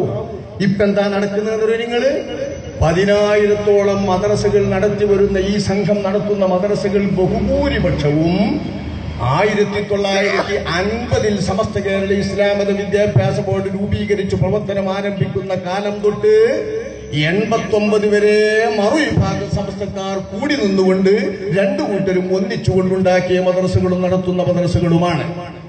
967 ഏപ്രിൽ മാസം 8-ാം തീയതി വരേക്കും 1925 രൂപീകരിക്കപ്പെട്ട സമസ്തയുടെ സ്ഥാപകാംഗമായിക്കൊണ്ട് ആ സമസ്തയുടെ സ്ഥാപകാംഗങ്ങളിൽ ജീവിച്ചിരുന്ന 3 പേരിൽ 2 പേരും ചേർന്നുകൊണ്ട് രൂപീകരിച്ചതാണ് ഞങ്ങളുടെ കേരള സംസ്ഥാന ജംഇയ്യത്തുൽ ഉലമ. ആരാണെന്ന് സമസ്തയിലെ സ്ഥാപകാംഗങ്ങൾ 3 പേർ? ബഹുമാനപ്പെട്ട റഈസുൽ മുഹദ്ദിഖീൻ കണ്ണിയത്ത് അഹ്മദ് മുസ്ലിയാർ, അല്ലാഹു അവരുടെയും നമ്മയും സ്വർഗ്ഗത്തിൽ ഒരുമിച്ച് കൂട്ടുമാറാവട്ടെ. അവരുടെ സഹപാഠികളായ വണ്ടൂരിലെ താജുൽ ഉലമ ശൈഖുനാ സദഖത്തുള്ള മുസ്ലിയാർ, അവരുടെയും സഹപാഠിയായ മൗലാന മർഹൂം AK കുഞ്ഞറമുട്ടി മുസ്ലിയാർ. ഈ 3 മഹാരഥന്മാർ വാഴക്കാട് ദാറുൽ ഉലൂമിലെ ദർസിൽ പഠിച്ചുകൊണ്ടിരിക്കുമ്പോൾ ശംസുൽ ഉലമ ഖുതുബി അവരുടെ അരുമ ശിഷ്യന്മാരായി മുതിർന്ന പണ്ഡിതന്മാരായി പഠിച്ചുകൊണ്ടിരിക്കുന്ന വിദ്യാർത്ഥികളെ സമസ്തയുടെ സ്ഥാപക നേതാവ് മർഹൂം മൗലാന പാങ്ങിൽ അഹമ്മദ് കുട്ടി മുസ്ലിയാർ ചേർത്തുകൊണ്ടാണ് സമസ്ത കേരള ജംഇയ്യത്തുൽ ഉലമ പ്രവർത്തനം ആരംഭിച്ചത്. ശംസുൽ ഉലമ ഖുതുബി അവർ അതിൽ അംഗമായിരുന്നില്ലെങ്കിലും അദ്ദേഹത്തിന്റെ ശിഷ്യന്മാർ അയച്ചു കൊടുത്തുകൊണ്ട് അദ്ദേഹം അതിനോടുള്ള പിന്തുണയും കൂറും അറിയിച്ചിരുന്നു. ആ സംഘടനയിൽ അന്നു മുതൽ 42 വർഷം പ്രവർത്തിച്ചിട്ടുള്ള മഹാന്മാർ 50-ന് ശേഷം 67 വരേക്കും ഓടി നടന്ന് പ്രവർത്തിച്ചിട്ടുള്ളതാണ് 10,000-ഓളം വരുന്ന സമസ്തയുടെ മദ്രസകളിൽ ഒരു നല്ല ഭാഗം. അന്ന് സമസ്തയുടെ കാരി 1 മാത്രമേ ഉള്ളൂ, ശമ്പളം പറ്റാത്ത കാരി. ആരാന്നറിയോ? ഈ സ്ഥാപകാംഗം ബഹുമാനപ്പെട്ട കണ്ണിയത്തവറുകളുടെയും താജുൽ ഉലമായുടെയും സഹപാഠിയായ മൗലാനൽ മർഹൂം ബഹുമാനപ്പെട്ട AK കുഞ്ഞറമുട്ടി മുസ്ലിയാർ എന്ന മഹാൻ. അവരിലേക്ക് ചേർത്തുകൊണ്ട് അവരുടെ സ്മാരകമായാണ് കോഴിക്കോട് ഇപ്പോഴും ഖിറാഅത്തും തജ്വീദും തന്നെ പഠിപ്പിക്കുന്ന മർക്കസുൽ ഫാറൂഖി എന്ന സ്ഥാപനം നടന്നു വരുന്നത്. ഫാറൂഖി എന്ന് പറയുന്നത് ഫറൂഖ് സ്വദേശിയായ AK കുഞ്ഞറമുട്ടി മുസ്ലിയാരുടെ അനുസ്മരണമായി ഉണ്ടാക്കപ്പെട്ട സ്ഥാപനം എന്നാണ്. എന്താണ് ഇതിന് കാരണം? സമസ്തയുടെ കാരിയാണ് അദ്ദേഹം. അവിഭക്ത സമസ്തയുടെ കാരി, 3 വിഭാഗത്തിനും അംഗീകരിക്കാവുന്ന കാരി. അദ്ദേഹത്തിൽ നിന്ന് ഖിറാഅത്ത് പഠിച്ചവരാണ്. സമസ്തയുടെ ഔദ്യോഗിക കാരിയായി പിന്നീട് വന്ന നിങ്ങളുടെ നാട്ടുകാരൻ കൊടുവള്ളിയിലെ ബഹുമാനപ്പെട്ട KV അബ്ദുറഹ്മാൻ മുസ്ലിയാർ അവർകൾ. KV അബ്ദുറഹ്മാൻ മുസ്ലിയാർ അവർകൾ അദ്ദേഹത്തിന്റെ ശിഷ്യനാണ്. പിന്നീട് സമസ്തയുടെ ചീഫ് കാരിയായിരുന്ന കാരി നറുകര സ്വദേശി P ഹസൻ മുസ്ലിയാർ അവർകൾ അദ്ദേഹത്തിന്റെ ശിഷ്യന്മാരാണ്. അദ്ദേഹത്തിന്റെ അനുജൻ P അബ്ദുറഹ്മാൻ മുസ്ലിയാർ അടക്കമുള്ള ഇന്നത്തെ സമസ്തയുടെ കാരികളൊക്കെ ഹസൻ മുസ്ലിയാരുടെ ശിഷ്യന്മാരാണ്. അപ്പൊ ഇവരുടെ ഒക്കെ മഹാഗുരുവാണ് മൗലാന കുഞ്ഞറമുട്ടി മുസ്ലിയാർ. അന്നു മുതൽ സമസ്തയുടെ വിദ്യാഭ്യാസ ബോർഡിലെ ഉലമാക്കൾക്ക് ഖിറാഅത്തും തജ്വീദും പഠിപ്പിച്ചിട്ടുള്ള ആ മഹാൻ 20ഓളം കൊല്ലക്കാലം സമസ്തയുടെ വിദ്യാഭ്യാസ ബോർഡിനും മദ്രസകൾക്കും വേണ്ടി എത്തിച്ചതിന്റെ ഫലമാണ് ആയിരക്കണക്കിന് മദ്രസകൾ. ആ മദ്രസകളൊക്കെ 10,000-ൽ എത്തി നിൽക്കുമ്പോ അഹങ്കാരം പറയുന്നത് ഇവർക്കാർക്കും അതിലൊരു ബന്ധവുമില്ല. ഇന്നലെ മിനിഞ്ഞാന്ന് സമസ്തയിലേക്ക് കയറി വന്നവർക്ക് മാത്രമാണ് ഈ 10,000 മദ്രസയുടെ ക്രെഡിറ്റ്. 89 വരെ വിദ്യാഭ്യാസ ബോർഡിന്റെ പ്രസിഡന്റായിരുന്നവരാണ് ബഹുമാനപ്പെട്ട മർഹൂം ഉള്ളാൾ തങ്ങൾ അവർകൾ. AP വിഭാഗം സമസ്തയുടെ അധ്യക്ഷനായിരുന്ന അദ്ദേഹം വിദ്യാഭ്യാസ ബോർഡിന്റെ പ്രസിഡന്റായിരുന്നു EK അബൂബക്കർ മുസ്ലിയാറുള്ള കാലത്ത്. അദ്ദേഹം അടക്കമുള്ളവർ 89 വരെ സമസ്ത വിദ്യാഭ്യാസ ബോർഡിലുണ്ട്. അവരുടെ കാലത്തുണ്ടായ മദ്രസയും ഇപ്പത്തെ കൂട്ടരുടെ മദ്രസ സാങ്കേതികമായി ശരിയാണ്, പേരുകൊണ്ട് ശരിയാണ്, ഓഫീസ് കൊണ്ട് ശരിയാണ്, അംഗീകാരം കൊണ്ട് ശരിയാണ്. പക്ഷെ ഈ ശരി വെച്ചിട്ട് എല്ലാവരെയും പടികടത്തിയിട്ട് നമ്മുടെ മുഅല്ലിമീങ്ങളെ വെറും ഈക്ക സമസ്തക്കാരാക്കി മാറ്റണമെന്ന ഒരു വാശി നമ്മുടെ നാട്ടിൽ വന്നിട്ട് മുഅല്ലിമീങ്ങളെ ഇതിൽ നിന്ന് പുറത്താക്കാൻ നടത്തുന്ന ഇടപാട് എന്താണെന്നറിയോ നിങ്ങൾ? നല്ലൊരു ഇടപാട് അപ്പടുത്തം നിർത്തിയത് ഈ 8 കൊല്ലം കൊണ്ട്. എന്തേ? നമ്മളെ മോഡി കാണിച്ചല്ലോ, കള്ളപ്പണമുണ്ട്, പലരും പല പണം ഉണ്ടാക്കുന്നുണ്ട് എന്ന് പറഞ്ഞിട്ട് അർദ്ധരാത്രിക്ക് ഒരു പ്രഖ്യാപനം. 500-ന്റെയും 1000-ന്റെയും നോട്ടുകളെല്ലാം നിരോധിച്ചു. പക്ഷെ എന്നാ അദ്ദേഹം ഒരു സംഗതി ചെയ്തു. ഇനി നാളെ മുതൽ കാണുന്ന 500-ന്റെയും 1000-ന്റെയും നോട്ടിനൊന്നും ഒരു വിലയില്ല എന്ന് പറഞ്ഞു ഒഴിച്ചിട്ടില്ല. നിങ്ങൾക്ക് നാട്ടില് സർക്കാരിന്റെ വിലയുള്ള കടലാസി എന്ന പേരിൽ തന്നെ വല്ല വിലയും വേണമോ, വേഗം ബാങ്കിൽ പോയിക്കോ. ഇത്രാം തീയതി മുതൽ ഇത്ര വരെയേക്കും ഇതൊക്കെ നോട്ട് മാറ്റിയിട്ട് നിങ്ങൾക്ക് കൊടുക്കുക. കുറെ നിയന്ത്രണങ്ങൾ ഉണ്ടായെങ്കിലും ഈ നോട്ടുകളൊക്കെ മാറ്റപ്പെടും. നമ്മളെ കൂട്ടര് അതുപോലൊരു പണി നടത്തി. എന്തെന്നറിയോ? അതുവരെ മുഅല്ലിം സർവീസ് രജിസ്റ്റർ എന്ന പേരിൽ മുഅല്ലിമീങ്ങൾക്ക് നൽകപ്പെട്ടിരുന്ന സർവീസിന്റെ രജിസ്റ്റർ രേഖ, ആ രേഖ അവർ ഒറ്റയടിക്ക് പിൻവലിച്ചു. സമസ്തയുടെ ഇതുവരെ കൊടുത്ത എല്ലാ MSRും പിൻവലിച്ചു. പുതുക്കിയെങ്കിൽ മാത്രമേ നടക്കുള്ളൂ, പുതുക്കിയ MSR എടുക്കുള്ളൂ എന്ന് പറഞ്ഞു. എന്താ MSR? സമസ്തന്റെ ഓഫീസിൽ നിന്ന് കൊടുക്കുന്ന മുഅല്ലിം സർവീസ് രജിസ്റ്റർ. ഈ സർവീസ് രജിസ്റ്റർ എന്ന MSR നമ്മുടെ നാട്ടിലെ മുഅല്ലിമീങ്ങൾക്ക് കിട്ടണമെങ്കിൽ ആ MSR പുതുക്കിയെങ്കിൽ മാത്രമേ രക്ഷയുള്ളൂ. അവർക്ക് മാത്രമേ മദ്രസയിൽ പഠിപ്പിക്കാൻ യോഗ്യതയുള്ളൂ. യോഗ്യതയുള്ള MSR കിട്ടണമെങ്കിൽ സമസ്തന്റെ ഓഫീസിൽ നിന്ന് കിട്ടണം. അത് സമസ്തന്റെ ഓഫീസിൽ നിന്ന് കൊടുക്കണമെങ്കിൽ സ്ഥലത്തെ SKSSFന്റെ ഒപ്പ് കിട്ടണം. ഇയാള് ഈക്ക സമസ്തക്കാരൻ മാത്രമാണ്, സംസ്ഥാനക്കാരനല്ല, AP-കാരനല്ല, മറ്റൊരു സംഘടനക്കാരനുമല്ല, വെറും നമ്മുടെ സംഘടനയുടെ പ്രവർത്തകനാണെന്ന് SKSSF സൈൻ ചെയ്ത് ഒപ്പിട്ട് കൊടുക്കണം. ഞാനിത് വെറുതെ പറയുകയല്ല. പ്രദേശത്തെ യൂണിറ്റ് SKSYF SSFന് വേണ്ടി അവിടുത്തെ മുഅല്ലിം കൊടുക്കേണ്ട പ്രതിജ്ഞയുടെ കോപ്പിയാണിത്. എന്താണ് ഈ പ്രതിജ്ഞ? ബഹുമാനപ്പെട്ട ഇന്ന സ്ഥലത്തെ SKSSF സെക്രട്ടറി, പ്രസിഡന്റ് ഉൾപ്പെടെയുള്ള കമ്മിറ്റിയിലേക്ക് ബോധിപ്പിക്കുന്നു. സ്ഥലം ഞാൻ ആ നാട്ടുകാരെങ്ങനെ പറയണ്ടല്ലോ എന്ന് എഴുതിയിട്ട് ഒഴിവാക്കുകയാണ്. നിങ്ങൾ പരിശോധിച്ചാൽ മതി. മലപ്പുറം ജില്ലയിലെ ഒരു സ്ഥലത്തെ SKSSFന്റെ പ്രസിഡന്റിനും സെക്രട്ടറിക്കും ബോധിപ്പിക്കേണ്ടതാണിത്. എന്താ ബോധിപ്പിക്കേണ്ടത്? ഏത് മുഅല്ലിമും, ഈ കുട്ടനെ പഠിപ്പിച്ച മുഅല്ലിമ്, 50 വർഷമായി മദ്രസയിൽ സേവനം ചെയ്യുന്ന മുഅല്ലിമ്, ഇവരൊക്കെ ഈ SKSSFന്റെ കുട്ടിന്റെ അടുത്ത് പോയിട്ട് പ്രസിഡന്റിന്റെ സെക്രട്ടറിന്റെ ഒപ്പ് വാങ്ങാഞ്ഞാ നിലവിലുള്ള MSR പുതുക്കി കിട്ടൂല, പുതിയത് കിട്ടൂല. എന്താവോ ബോധിപ്പിക്കേണ്ടത്? ഞാൻ വായിക്കാം. പേരും ഇനീഷ്യലും, വീട്ടുപേര്, മൊബൈൽ നമ്പർ, MSR നമ്പർ. ഇപ്പൊ നിലവിലുള്ള MSRന്റെ നമ്പർ എഴുതണല്ലോ. അപ്പൊ MSR ഉണ്ട്, അത് പിൻവലിച്ചിരിക്കുകയാണ്. അത് ഇതിൽ നമ്പർ എഴുതാൻ മാത്രമേ ഇനി പറ്റുള്ളൂ. അവനാന്റെ MSR ആണ് ചീന്തിട്ടെളിയുന്ന സമസ്ത പറയുന്നത്.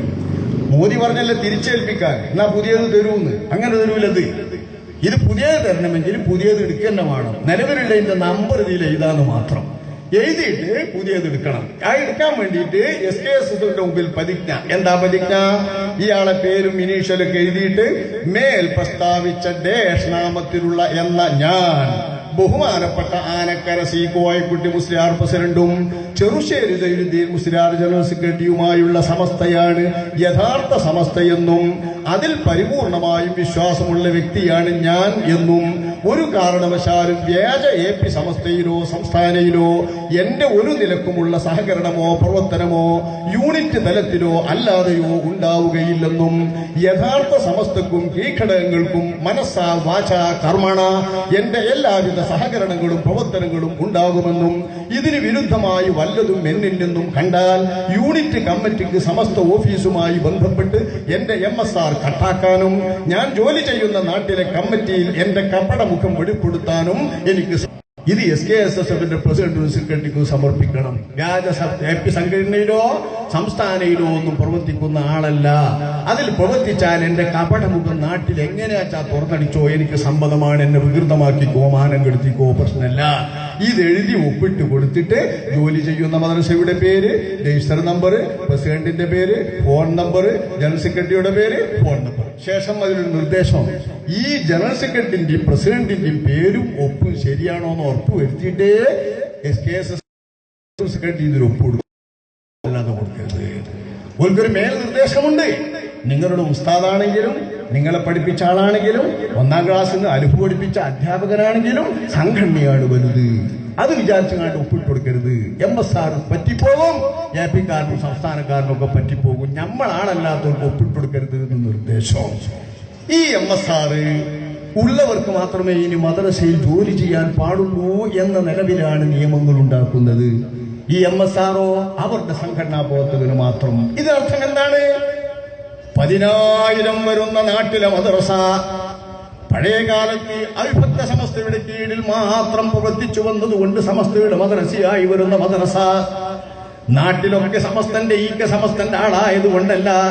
ഈ MSR പിൻവലിച്ചതിന് പകരം ഞങ്ങളുടെ സ്റ്റേജുകളിൽ പ്രത്യേകം ഇന്നും എടുത്തു പറയുന്നുണ്ട്, ധൈര്യമുണ്ടെങ്കിൽ വേണ്ടത് നാട്ടിലുള്ള മദ്രസകളൊക്കെ ഞങ്ങളെ ഇങ്ങോട്ട് വന്ന് അംഗീകരിപ്പിച്ചതാണ്, ഞങ്ങൾ അങ്ങോട്ട് ചെന്നതല്ല, സമസ്തനെ അംഗീകരിച്ചോളൂ എന്ന് പറഞ്ഞിട്ട് ഇങ്ങോട്ട് വന്ന് അംഗീകരിച്ചതാണെന്ന് പറഞ്ഞുകൊണ്ട് വലുപ്പം വിടുന്ന സമസ്തയുടെ നേതാക്കൾ ധൈര്യമുണ്ടെങ്കിൽ നിലവിലുള്ളതായ സമസ്തയുടെ മദ്രസകളുടെ എല്ലാ രജിസ്റ്ററുകളും ഞങ്ങൾ പുതുക്കാൻ നിശ്ചയിച്ചിരിക്കുന്നു. അത് ഞങ്ങളുടെ സംഘടന അംഗീകരിക്കുന്നവർക്ക് മാത്രമേ പുതുക്കി കൊടുക്കുകയുള്ളൂ. MSR മുഅല്ലിമിന് പുതുക്കി കൊടുക്കും പോലെ നാട്ടുകാർക്ക് സമസ്തയെ അംഗീകരിക്കാൻ മനസ്സുണ്ടോ അവർക്ക് മാത്രമേ ഞങ്ങൾ രജിസ്റ്റർ പുതുക്കുകയുള്ളൂ. ആവശ്യമുള്ളവർ വരിക, ഞങ്ങളുടെ രജിസ്റ്റർ ചെയ്യുക, അല്ലാത്തവർ മാറി നിൽക്കുക എന്ന് ഒരു നിയമം പാസാക്കിയിട്ട് രംഗത്തിറങ്ങാൻ ധൈര്യമുണ്ടെങ്കിൽ സമസ്ത രംഗത്തിറങ്ങട്ടെ. അപ്പൊ 10,000 മദ്രസയിൽ നിന്ന് എത്ര മദ്രസ അവർക്ക് കിട്ടുമെന്നറിയാം. ഇത് കണ്ട വലിയ ആലിമീങ്ങളെ, റയീസുൽ മുഹ്സിഖീൻ കണ്ണിയത്ത് അവർകളെ, താജുൽ ഉലമാ ശൈഖുനാ സദഖത്തുള്ള മൗലവി അവർകളെ, അത്തരം മഹാത്മാക്കളെ ഒക്കെ കണ്ടിട്ട് അംഗീകരിച്ച മദ്രസകളാണ്. ഈ ആയിരക്കണക്കിന് മദ്രസകൾ 10,000 മാറിയപ്പോ ഈ മദ്രസയുടെ ബലത്തിൽ ഞങ്ങളുടെ മദ്രസയിൽ നിന്ന് മറ്റൊരു പാർട്ടിക്കാരനും പഠിപ്പിക്കരുത് എന്ന് ചിന്തിക്കുന്നത് പാർട്ടി എന്നുള്ളത് ഇസ്ലാമിന്റെ പാർട്ടിയാ മക്കളെ. ഇസ്ലാം മാത്രമല്ല, സുന്നികൾ തന്നെയാണ്. ആരായി ഇവർ 2 പാർട്ടി? വല്ല വ്യത്യാസോതിയിലുണ്ടോ? വല്ല മസാലിയിലും ഈ ബഹളമുണ്ടാക്കുന്ന ബാങ്ക് 2 കൂട്ടരും ബാങ്കല്ലേ? നാട്ടിൽ ഫസാദാക്കുന്ന ജുമുഅ എല്ലാം കൂടി യന്ത്രവൽക്കരിക്കുന്നത് ഇവർ 2 കൂട്ടരുടെയും പള്ളിയല്ലേ? ഇവർക്ക് 2 കൂട്ടർക്കും ഇത് സമ്മതമല്ലേ? പഴയ കാലത്തെ ഉലമാക്കളുടെ എന്തെങ്കിലും സൂക്ഷ്മത ഈ 2 കൂട്ടർക്കും ഉണ്ടോ? ഇല്ല. ഈ 2 കൂട്ടർക്കും സമസ്ത തന്നെയാ പേര്, സുന്നി തന്നെയാ ആദർശം, അശ്അരി തന്നെയാ ത്വരീഖത്ത്, ശാഫിഈ തന്നെയാ മദ്ഹബ്. പിന്നെന്തേ അഭിപ്രായ വ്യത്യാസം? ഇന്നാള് പ്രസിഡന്റും ഇന്നാള് സെക്രട്ടറി ആയ സമസ്ത ഞങ്ങളത്, ഇന്നാള് പ്രസിഡന്റും ഇന്നാള് സെക്രട്ടറി ആയ സമസ്ത ഓലത്. വിവേചനത്തിന് പോലും ഇത് കൊടുക്കേണ്ടി വരുന്നത് സമസ്ത എന്ന പേര് പോലും ഒറ്റക്ക് പറഞ്ഞാൽ ഈ 2 കൂട്ടർക്കും വിലാസമില്ലെന്നത് കൊണ്ടല്ലേ? ഞങ്ങൾക്ക് ആ ഗതികേടില്ലല്ലോ. സംസ്ഥാന എന്ന് പറഞ്ഞാൽ ഇന്നാള് പ്രസിഡന്റും ഇന്നാള് സെക്രട്ടറി ആയാന്ന് പറയേണ്ടതില്ലല്ലോ. കേരള സംസ്ഥാന ജംഇയ്യത്തുൽ ഉലമാ എന്നെ രജിസ്റ്റർ ചെയ്തൊരു സംഘടനയാണ്. ഞങ്ങൾക്ക് ഇന്നാള് പ്രസിഡന്റ് ഇന്നാള് സെക്രട്ടറി എന്ന് പറയണ്ട. എന്താ കാരണം? ഞങ്ങൾക്ക് ഒറ്റയ്ക്ക് വിലാസമുണ്ട്, 50 കൊല്ലത്തെ വിലാസം. ഇവർ രണ്ടു കൂട്ടർക്കും വിലാസമല്ല. അതുകൊണ്ട് അവർ ഇന്ന ഓഫീസിൽ പ്രവർത്തിക്കുന്ന ഇന്ന രൂപീകരിച്ച ഇന്നാന്ന് കൊടുത്തിട്ട് കൈതാക്കാതെ 5 ജിയിൽ പറഞ്ഞ 5 ജിയിൽ പറഞ്ഞ 5 ജിയിൽ പറഞ്ഞാന്ന് ചുരുക്കി പറയേണ്ടി വരുന്നത് പരത്തി പറയാനുള്ള പ്രയാസം കൊണ്ടാണ്. ഇങ്ങനെ പരത്തി പറഞ്ഞാലേ സമസ്തക്ക് നാട്ടിൽ നിവർന്നു നിൽക്കാൻ പോലും കഴിയൂ എന്ന ദൗർഭാഗ്യത്തിലേക്ക് എത്തിച്ച ഈ ഭിന്നിപ്പ് ഇനിയും തുടരണമോ? തുടർന്ന് മുഅല്ലിമീങ്ങളുടെ അന്നം മുട്ടിക്കുന്നിടത്തേക്ക് എത്തിക്കുകയാണിപ്പോ. MSR കൊടുക്കാത്ത മുഅല്ലിമിന് കഞ്ഞിയില്ല, അയാൾക്ക് ജോലിയില്ല. അയാൾക്ക് കഞ്ഞിയും ജോലിയും കിട്ടണമെങ്കിൽ MSR കിട്ടാൻ സമസ്ത ഫ്രാൻസിസ് റോട്ടിലെ സമസ്ത കനിയണം.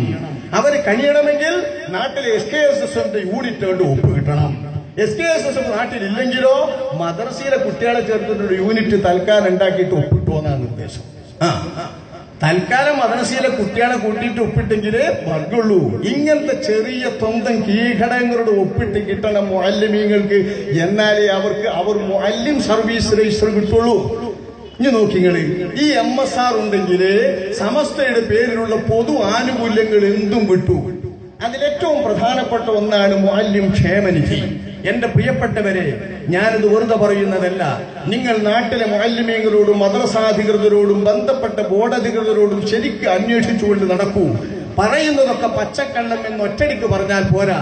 കേൾക്കുന്നതിന്റെ സത്യാവസ്ഥകൾ നിങ്ങളൊന്ന് വിശദീകരിച്ച് ചോദിച്ചിട്ട് നാട്ടുകാർ മനസ്സിലാക്കൂ എവിടെയാണ് ഇവരുടെ ഭിന്നിപ്പ് പോയി നിൽക്കുന്നതെന്നും എന്തൊക്കെയാണ് ഇതുകൊണ്ട് വന്ന ദുരന്തങ്ങളെന്നും നമുക്ക് മനസ്സിലാക്കാൻ. നാട്ടിലെ ഒരു മുഅല്ലിമിന്റെ ഉപ്പാക്കോ ഉമ്മാക്കോ പെട്ടെന്നൊരു ഓപ്പറേഷൻ വേണ്ടി വന്നു. ഇപ്പൊ പെട്ടെന്ന് ഹാർട്ടിന് ഓപ്പറേഷനുകളും ബൈപ്പാസുകളൊക്കെ വേണ്ടി വരുന്ന കാലമല്ലേ. ലക്ഷക്കണക്കിന് രൂപ വേണം. അല്ലെങ്കിൽ അവന്റെ ഭാര്യക്കോ കുട്ടികൾക്കോ വല്ലതും വന്നു. വീട്ടിലൊരു വലിയ അയാളുടെ ഒരു ടോയ്ലറ്റ് പുതുതായി ഉണ്ടാക്കേണ്ടി വന്നു.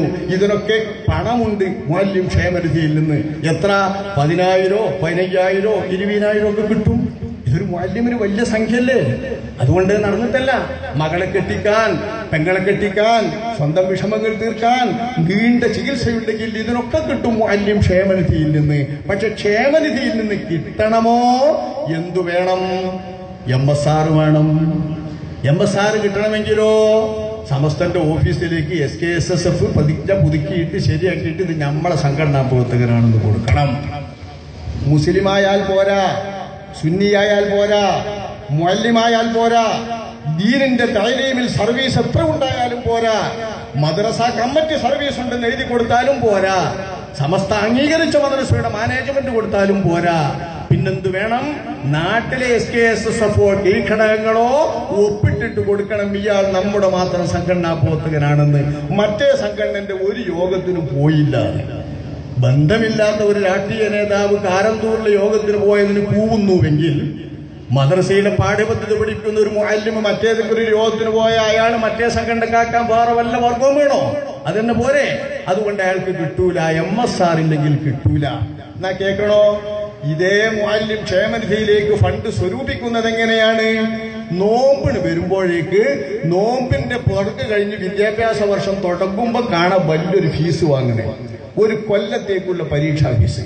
നിങ്ങളൊക്കെ വീട്ടിൽ നിന്ന് നിങ്ങളൊക്കെ കുട്ടികളെ പഠിപ്പിക്കുന്നുണ്ട്. മദ്രസയിലെ അധ്യാപകർ മേടിച്ചിട്ടുണ്ട് ഒരു കൊല്ലത്തേക്കുള്ള പരീക്ഷാ ഫീസ്. ഈ പരീക്ഷാ ഫീസ് മേടിക്കുന്നു. ഈ പരീക്ഷാ ഫീസ് പോലെ തന്നെ അക്കൂട്ടത്തിൽ കാണാൻ 15 റുപ്യന്റെയോ 20 റുപ്യന്റെയോ ഒക്കെ മുഅല്ലിം ക്ഷേമനിധി എന്ന് പറഞ്ഞൊരു സ്റ്റാമ്പ്, സമസ്തന്റെ പതാക വെച്ചിട്ടുള്ള സ്റ്റാമ്പ്. നമ്മളെ കുട്ടിയൊക്കെ ഒരു സ്റ്റാമ്പ് ഇട്ടിയാൽ എന്താ ഊറ്റം? ഇതിന് 15 റുപ്യ എടുക്കണം, 15 റുപ്യ എടുക്കണം, ടിക്കറ്റ് കിട്ടിക്കണമെന്ന് വലിയ ചിത്രം കിട്ടിക്കണമെന്ന് പറഞ്ഞ് കുട്ടികൾ കൊണ്ടുവന്ന് വാങ്ങിക്കൊണ്ടുപോകല്ലേ.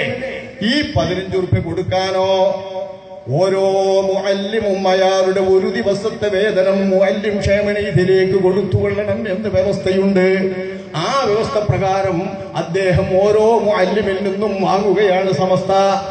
ഈ പിരിച്ചെടുക്കുന്ന മുഅല്ലിം ക്ഷേമനിധിയിലേക്കുള്ള സംഖ്യ കൊടുക്കുമ്പോൾ APക്കാരന്റേത് പറ്റും, സംസ്ഥാനക്കാരന്റേത് പറ്റും, ത്വരീഖത്തുകാരന്റേത് പറ്റും, തബ്ലീഗുകാരന്റേത് പറ്റും, സംഘടനാ ബന്ധമില്ലാത്തവരുടേതും പറ്റും, ആരുടേതും പറ്റും.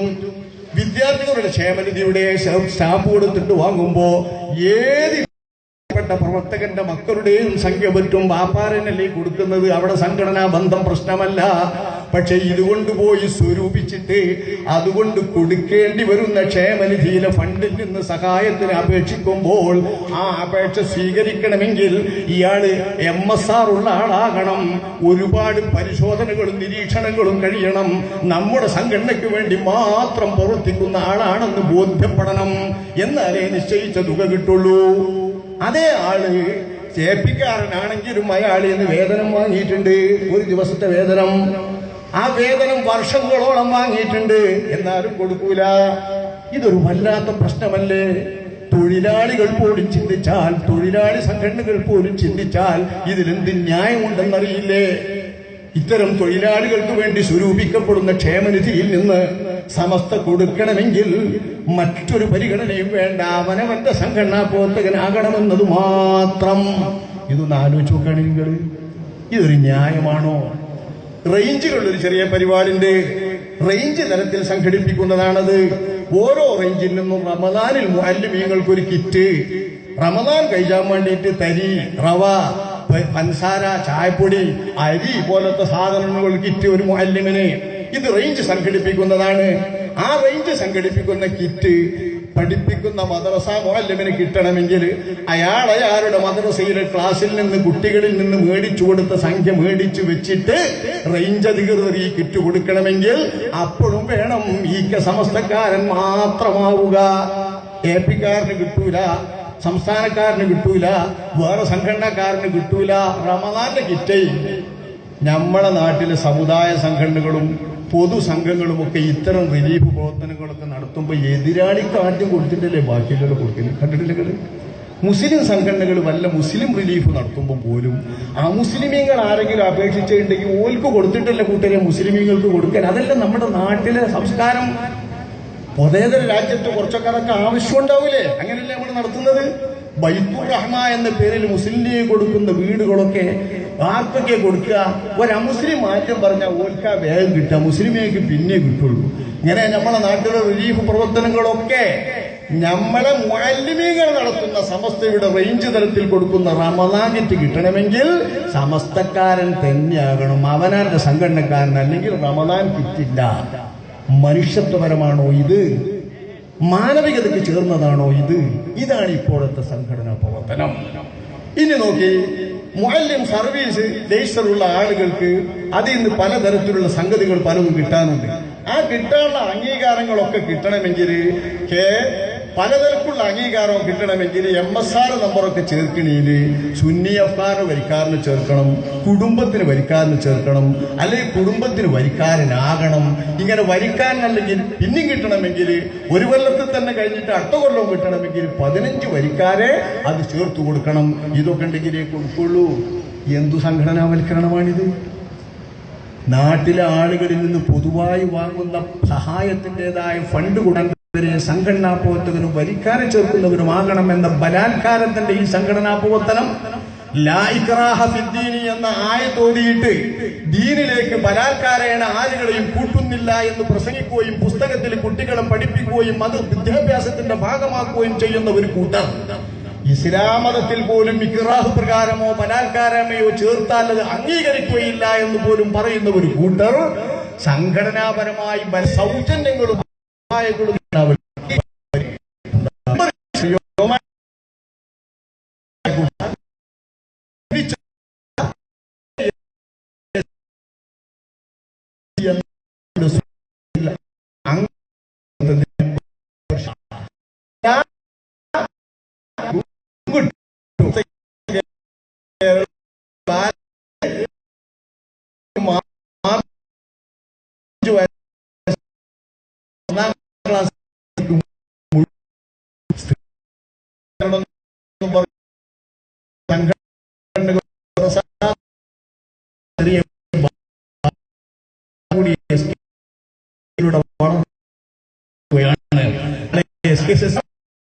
ഒരു ഗേൾ വിങ് ഇവിടെ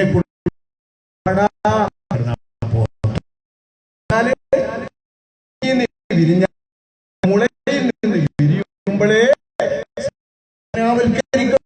നമ്മളെ മക്കളെ, നമ്മുടെ രാജ്യത്തെ സർക്കാരുകൾ നമ്മൾ ഓരോ കടക്കാരാക്കുന്നു. വാങ്ങിയിട്ട് എന്ന് പറയുന്നത് പോലെ നമ്മുടെ നാട്ടിൽ വയസ്സായ കുട്ടിനെ മദ്രസയിൽ ചേർക്കുമ്പോൾ ആ കുട്ടിനെ ബലാത്കാരമായി സംഘടനാവൽക്കരിക്കപ്പെടുകയാണ് നാളത്തെ SKSSFുകാർ. അവരുടെ സംസ്കാരമാണ് നമ്മൾ ഈ കേട്ടുകൊണ്ടിരിക്കുന്നത്. ഇவ்விധത്തിലുള്ള സംഘടനാ പ്രവർത്തനം അരുത് എന്നാണ് കേരള സംസ്ഥാന ജംഇയ്യത്തുൽ ഉലമ ഈ ക്യാമ്പയിനിലൂടെ പൊതുജനത്തെ ബോധീകരിക്കുന്നത്. ഇതിന് നമ്മൾ സമ്മതിക്കരുത്, ഇതിന് നിങ്ങൾ പ്രോത്സാഹനം നൽകരുത്. അങ്ങനെ പൊതുമഹല്ലുകൾ സംഘടന വലിക്കുന്നതിന് വേണ്ടി നമ്മൾ ഒരിക്കലും അറിയാതെ അരുതൊന്നും കൊടുക്കരുത്. നാട്ടിൽ ഇതിനെ ചോദ്യം ചെയ്യണം, നാട്ടിൽ ഇതുമായി ബന്ധപ്പെട്ടുകൊണ്ട് ചിന്തിക്കണം. നമ്മുടെ മഹല്ലുകൾ നമ്മൾ അറിയാതെ സംഘടനാവൽക്കരിക്കപ്പെട്ടിട്ടുണ്ടോ എന്ന് നോക്കാൻ. അല്ലെങ്കിൽ നാളത്തെ നമ്മുടെ തലമുറ നമ്മുടെ വാപ്പാരും നമ്മളും ഉണ്ടാക്കിയ ഭരണകൂടത്തിന്റെ പേരിൽ ചൊല്ലി നാളെ അങ്ങോട്ടും ഇങ്ങോട്ടും ആയുധമെടുത്തുകൊണ്ട് കൊലക്കളത്തിലിറങ്ങും, കൊല ചെയ്യും. ഇതിലേക്ക് നമ്മൾ ശ്രദ്ധിക്കരുത് നാടിനെ. ഇത് നമ്മൾ ശ്രദ്ധിച്ചില്ലെങ്കിൽ പറ്റില്ല സഹോദരങ്ങളെ. ഒരു മുസ്ലിം എന്ന മാനം പോലും നമ്മൾ മഹോദര സംഘടനയിലെ മറുസംഘടനയിലെ ആൾക്ക് കൽപ്പിക്കുന്നില്ല. ചെറുതാണോ മുസ്ലിം എന്ന സ്ഥാനം? സുന്നി എന്ന സ്ഥാനമുണ്ട്, ശാഫി മദ്ഹബിന്റെ സ്ഥാനമുണ്ട്, അശ്അരി ത്വരീഖത്തിന്റെ സ്ഥാനമുണ്ട്, അവനവന്റെ സംഘടനാ പ്രവർത്തകനായിരുന്നുവെന്ന സ്ഥാനമുണ്ട്. പ്രസിഡന്റ് സെക്രട്ടറി മാത്രം മാറിയിരിക്കണം, കൊടികൂലി ഒരുപോലെയാ സമസ്തന്റെ, അല്ലേ? ഈ രൂപത്തിൽ നടക്കുന്ന രണ്ട് സംഘടനക്കാർ തമ്മിൽ അപര സംഘടനയിൽപ്പെട്ട തങ്ങളല്ല, അപര സംഘടനയിൽപ്പെട്ട മൂല്യരും ആയാലും എന്തും പറയാ, നിന്ദിക്ക, അവരെന്തും പറയാ. വയസ്സനായാലും അവരെ മാനിക്കണ്ട.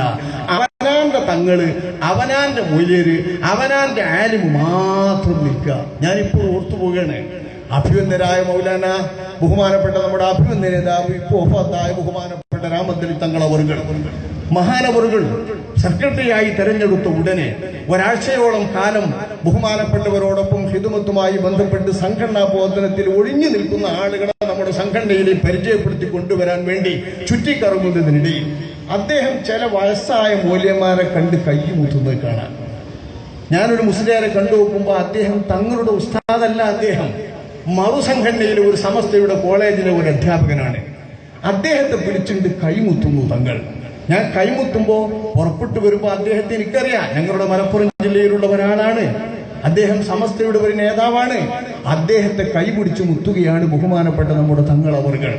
ഞാൻ അദ്ദേഹത്തോട് പോന്നതിന്റെ ശേഷം വിവരം പറഞ്ഞു, ഇദ്ദേഹം അതിനറിയല്ല, ഞാൻ കുട്ടിയായി ഓതുന്ന കാലത്തെ ഇയാള് മംഗലാപുരത്ത് മുദരിസാണ് ഞാൻ ഓതുന്ന കാലത്ത്. അന്ന് ഞാൻ മുത്താലിം എന്നുള്ള എനിക്ക് ഇത് മുദരിസു എന്നുള്ള എനിക്ക് കൈമുത്തി ആദരിച്ചിരുന്നു. ഇന്നിപ്പോ ഞാൻ കാണുമ്പോൾ അത് മുത്താതിരുന്നാൽ എങ്ങനെ? അതൊരു മോശമല്ലേ? ഇപ്പൊ ഞാൻ വേറെന്തോ ആയപ്പോ മുത്തിയില്ല എന്ന് പറയില്ലേ എന്ന് ബഹുമാനപ്പെട്ട തങ്ങളവറുകൾ പറഞ്ഞപ്പോ, ഇതാണ് ഞങ്ങളുടെ ആലിമീകൾ ഞങ്ങൾക്ക് നൽകുന്ന സന്ദേശം, ഇതാണ് ഞങ്ങളെ അവർ പരിശീലിപ്പിച്ചു വരുന്നതായ ശരിയായ പരിശീലന രൂപം. ഇത് കണ്ടു വളരണം കുട്ടികൾ, ഇങ്ങനെ ശീലിപ്പിക്കപ്പെടണം മക്കൾ. ഈ രീതിയിൽ വരുന്ന സംഘടനാ പ്രവർത്തകരെ മറുപക്ഷത്തെ സംഘടനക്കാരൻ വയസ്സനായാലും ഉയർന്നവരായാലും ആരാണ് എന്ന് മനസ്സിലാക്കുകയുള്ളൂ. അഖിലും ദശയും വയസ്സും പ്രായവുമുള്ള ആളുകളെ നിങ്ങൾ ബഹുമാനിക്കണമെന്നിടത്ത് അവനവന്റെ സംഘടനക്കാരൻ എന്ന് പറയുന്നില്ല. ഇസ്ലാമിലൂടെ നരയിച്ചിട്ടുണ്ടെങ്കിൽ ഇസ്ലാം എന്നതുകൊണ്ട് എത്ര കാലമായാണ് നടക്കുന്നു എന്ന മാനം ഒരു വയസ്സിന് ചെറുപ്പക്കാരൻ വകവെച്ചു കൊടുക്കണമെന്ന് പഠിപ്പിച്ചിട്ടുണ്ട് ഇസ്ലാം. ഒരു മുസ്ലിം എന്ന നിലക്ക് അപര മുസ്ലിമിന് കൽപ്പിച്ചു കൊടുക്കേണ്ട വിലയും നിലയും മുഹമ്മദ് മുസ്തഫ സ്വല്ലല്ലാഹു അലൈഹി വസല്ലം തങ്ങൾ പഠിപ്പിച്ചത് എങ്ങനെയാണെന്നോ, പരിശുദ്ധ കഅബ തവാഫ് ചെയ്യുകയാണ് അല്ലാഹുവിന്റെ റസൂൽ. വിശുദ്ധ കഅബയല്ല തവാഫ് ചെയ്യുന്നത്, ഇടഭാഗം വലം വെച്ചുകൊണ്ട് പ്രദക്ഷിണം ചെയ്തുകൊണ്ടിരിക്കുന്ന കഅബയുടെ തവാഫിന്റെ വേളയിൽ കഅബയിലേക്ക് നോക്കിക്കൊണ്ട് മുത്തനബിയുടെ അധരങ്ങൾ ശബ്ദിക്കുകയാണ്, മാ അത്യബകി വമാ അത്യബരിഹകി. വിശുദ്ധ കഅബ, നീ എത്ര സുഗന്ധം, നീ എത്ര പരിശുദ്ധം. വമാ അത്യബരിഹകി, നിന്റെ വാസന എത്ര പവിത്രം, എത്ര പരിശുദ്ധം. മാ അഅ്ളമകി വമാ അഅ്ളമ ഹുർമതകി, നീ എത്ര മഹത്തരം, നിന്റെ മഹത്വത്തിൽ എത്ര വലിയ സ്ഥാനം, മഹാസ്ഥാനം എന്ന് പറയുമ്പോൾ തന്റെ കൂടെയുള്ള 10,000 കണക്കിന് സ്വഹാബത്ത് സാഗൂതം ശ്രദ്ധിക്കുകയാണ്. അല്ലാഹുവിന്റെ റസൂൽ കഅബയെ പിടിച്ചുകൊണ്ട് കഅബയുടെ മഹത്വം വിവരിക്കുകയാണ്. ഇതറിയാത്തവരല്ല മുസ്ലിമീങ്ങൾ, ഇതറിയാത്തവരല്ല സ്വഹാബത്ത്. അതിന്റെ ഓരത്ത് വെച്ച് ഹജറുൽ അസ്വദിന്മേൽ അധരം വെച്ച് അച്ചുകൊണ്ട് ചുംബിക്കാൻ അവസരം കിട്ടുമെന്ന് നോക്കി തിക്കി തിരക്കുന്ന മുസ്ലിമിനോ റസൂലുള്ളാഹിന്റെ സ്വഹാബികൾക്കോ ലൗലാ അന്നീ റഅയ്തു റസൂലല്ലാഹി ഖബ്ബൽതുക, അല്ലാഹുവിന്റെ റസൂല് നിന്നെ ചുംബിക്കുന്നത് കണ്ടില്ലായിരുന്നെങ്കിൽ ഞാൻ നിന്നെ ചുംബിക്കൂല. തങ്ങൾ നിന്നെ ചുംബിച്ചിട്ടുണ്ടെന്ന് ദൃഢമായി ലോകത്തിന് വിവരം നൽകിയ ഉമറുൽ ഫാറൂഖ്, അലി ഇബ്നു അബീ ത്വാലിബ്, അബൂബക്കർ സിദ്ദീഖ് റളിയല്ലാഹു അൻഹു തുടങ്ങിയുള്ള മഹാത്മാക്കൾ ഈ പരിശുദ്ധ കഅബയുടെ മഹത്വം തിരിയാത്തവരല്ല. പക്ഷേ ആ മഹത്വം തന്റെ കൂടെയുള്ള ആയിരക്കണക്കിന് ആളുകളുടെ മനസ്സിൽ ചിത്രീകരിച്ച ശേഷം, അവരുടെ മനസ്സിൽ വിരിയിച്ച ശേഷം മുത്തുനബി തങ്ങൾ അവരെ ശ്രദ്ധിപ്പിക്കുന്നത്, പഠിപ്പിക്കുന്നത് മറ്റൊരു പാഠമാണ്. അവിടുന്ന് പറയുന്നു, ഈ മുഹമ്മദിന്റെ ശരീരം നിയന്ത്രിക്കുന്നത് ഏതൊരു നാഥനെയാണ്?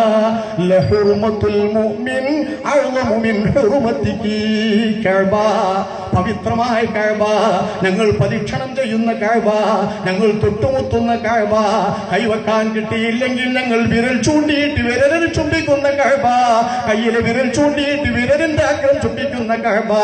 നിന്നെക്കാൾ എത്ര മഹത്തരമാണ് ഒരു മുസ്ലിമിന്റെ രക്തം, നിന്നെക്കാൾ എത്ര പവിത്രമാണ് ഒരു മുസ്ലിമിന്റെ ബഹുമതി എന്ന് മുത്തുനബി പറയുമ്പോ, ഏപ്പിക്കാരനായ മുസ്ലിമിന് ബഹുമതിയില്ലെന്നല്ല, സംസ്ഥാനക്കാരനായ മുസ്ലിമിന് ബഹുമതിയില്ലെന്നല്ല, ഈക്കക്കാരി ചിന്തിക്കേണ്ടത് ഏപ്പിക്കാരി ഈക്കക്കാരായിട്ടുള്ളവർക്കോ സംസ്ഥാനക്കാരായിട്ടുള്ളവർക്കോ പവിത്രതയില്ലെന്നല്ല. ഒരു മുസ്ലിമിനും മൂമിനുമുള്ള ഈ ബഹുമതി മുസ്ലിമായ ഏതൊരാൾക്കുമുള്ള ബഹുമതിയാണ്. അതുകൊണ്ടല്ലേ അവർ മരിച്ചാൽ നമ്മൾ കുളിപ്പിക്കേണ്ടി വരുന്നത്, അതുകൊണ്ടല്ലേ അവരെ കഫൻ ചെയ്യേണ്ടി വരുന്നത്, അതുകൊണ്ടല്ലേ അവരുടെ മേൽ നിസ്കരിക്കേണ്ടി വരുന്നത്, അതുകൊണ്ടല്ലേ അവരെ ബഹുമാനപൂർവ്വം മറമാടേണ്ടി വരുന്നത്. ഏത് പുത്തൻവാദിയെയും ഇത് ചെയ്യണ്ടേ മുസ്ലിമാണെങ്കിൽ? ഈ മുസ്ലിമായ ഒരു മനുഷ്യന് കിട്ടുന്ന ബഹുമതി നമ്മൾ എവിടെ കളഞ്ഞു കുടിച്ചു? ഇന്നമാ ദിമാഉകും വഅറാദുകും ഇന്നമാ ദിമാഉകും വഅംവാലുകും വഅറാദുകും അലൈക്കും ഹറാം. നിങ്ങളുടെ രക്തത്തിന്, നിങ്ങളുടെ സമ്പത്തിന്, നിങ്ങളുടെ മാനത്തിന് വിലയുണ്ട്, ബഹുമതിയുണ്ട്. കഹുർമതി യൗമികും ഹാദാ ഫീ ശഹരികും ഹാദാ ഫീ ബലദികും ഹാദാ. ഇന്നത്തെ അറഫായുടെ നാട് വെള്ളിയാഴ്ചക്കുള്ള പദവി പോലെ, ഈ ദുൽഹിജ്ജ എന്ന അശ്ഹറുൽ ഹുറമിൽപ്പെട്ട മാസത്തിന്റെ പവിത്രത പോലെ, ഈ ഹറമിന്റെ മണ്ണെന്ന പ്രദേശത്തിന്റെ പവിത്രത പോലെ പവിത്രമാണ് മുസ്ലിമായ മനുഷ്യന്മാരുടെ രക്തമെന്ന്, അവരുടെ സമ്പത്തെന്ന്, അവരുടെ അഭിമാനമെന്ന്. അതിനെ ഒരിക്കലും പിച്ച് ചീന്താൻ പാടില്ലെന്ന് പഠിപ്പിച്ച നബി, ഇന്ന അർബൽ റിബാ വഅഖ്ബസർ റിബാ വഅശദ്ദർ റിബാ. പലിശകളുടെ കൂട്ടത്തിൽ ഏറ്റവും കടുത്ത പലിശ, പലിശകളുടെ കൂട്ടത്തിൽ ഏറ്റവും വലിയ പലിശ, പലിശകളുടെ കൂട്ടത്തിൽ ഏറ്റവും ദുഷിച്ച പലിശ ഇന്തിഹാഖു ഇർദിൽ മുസ്ലിം. ഒരു മുസ്ലിമിന്റെ മാനം കെടുത്തി അവഹേളിക്കുന്നതും വ്യക്തിപരമായി തേജോവധം ചെയ്യുന്നതും അദ്ദേഹത്തെ ഹനിക്കുന്നതുമാണെന്ന് പഠിപ്പിച്ച മുഹമ്മദ് മുസ്തഫ. ഈ മുസ്ലിമിന്റെ ബഹുമതി നമ്മൾ എവിടെ കൊണ്ടുപോയി വെച്ചു? ഇത് പുനഃസ്ഥാപിക്കപ്പെടേണ്ടേ? ഒരു കാതിക്ക് കീഴിൽ മഹല്ലുകൾ ഏകീകരിക്കുന്ന നിലപാട് വരേണ്ടേ? സംഘടനക്കാരൻ മാസം ഉറപ്പിച്ചിട്ടാണ് മറ്റുള്ള ആളുകൾ നോമ്പ് നിൽക്കേണ്ടത്. സംഘടനയുടെ സെക്രട്ടറിയും പ്രസിഡന്റുമാണ് മാസം ഉറപ്പിക്കുന്നത്. ഇത് ഒരു സംഘടനക്കാരൻ ധൃതി കൂട്ടുമോ മറ്റേ സംഘടനക്കാരൻ ഞങ്ങളാദ്യം ഉറപ്പിക്കണമെന്ന് ധൃതി കൂട്ടുകയാണ്.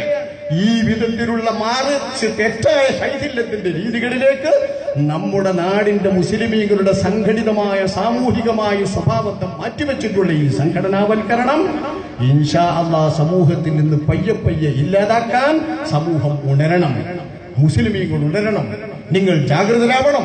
പൊതുമഹല്ലുകൾ ഇതിന് വിട്ടുകൊടുക്കരുത്, പൊതുസമൂഹം ഇതിന് നിന്നുകൊടുക്കരുത്. ഇതിന് ആരാണോ ഉത്തരവാദിയെങ്കിൽ അവരാൽ നമ്മുടെ മഹല്ലുകൾ ശിഥിലമാകരുത്. ഈ ആഹ്വാനം മുഴക്കിക്കൊണ്ട് ഞാൻ എന്റെ വാക്കുകൾ അവസാനിപ്പിക്കട്ടെ. റഹ്മാനും റഹീമുമായ റബ്ബേ, ഞങ്ങൾ ഒത്തുകൂടിയതിനെ കബൂലാക്കണമേ റഹ്മാനെ. ഞങ്ങളിൽ നിന്ന് വേർപെട്ടു പോയ ഞങ്ങളുടെ നായകർക്കും പ്രിയപ്പെട്ട നേതാക്കൾക്കും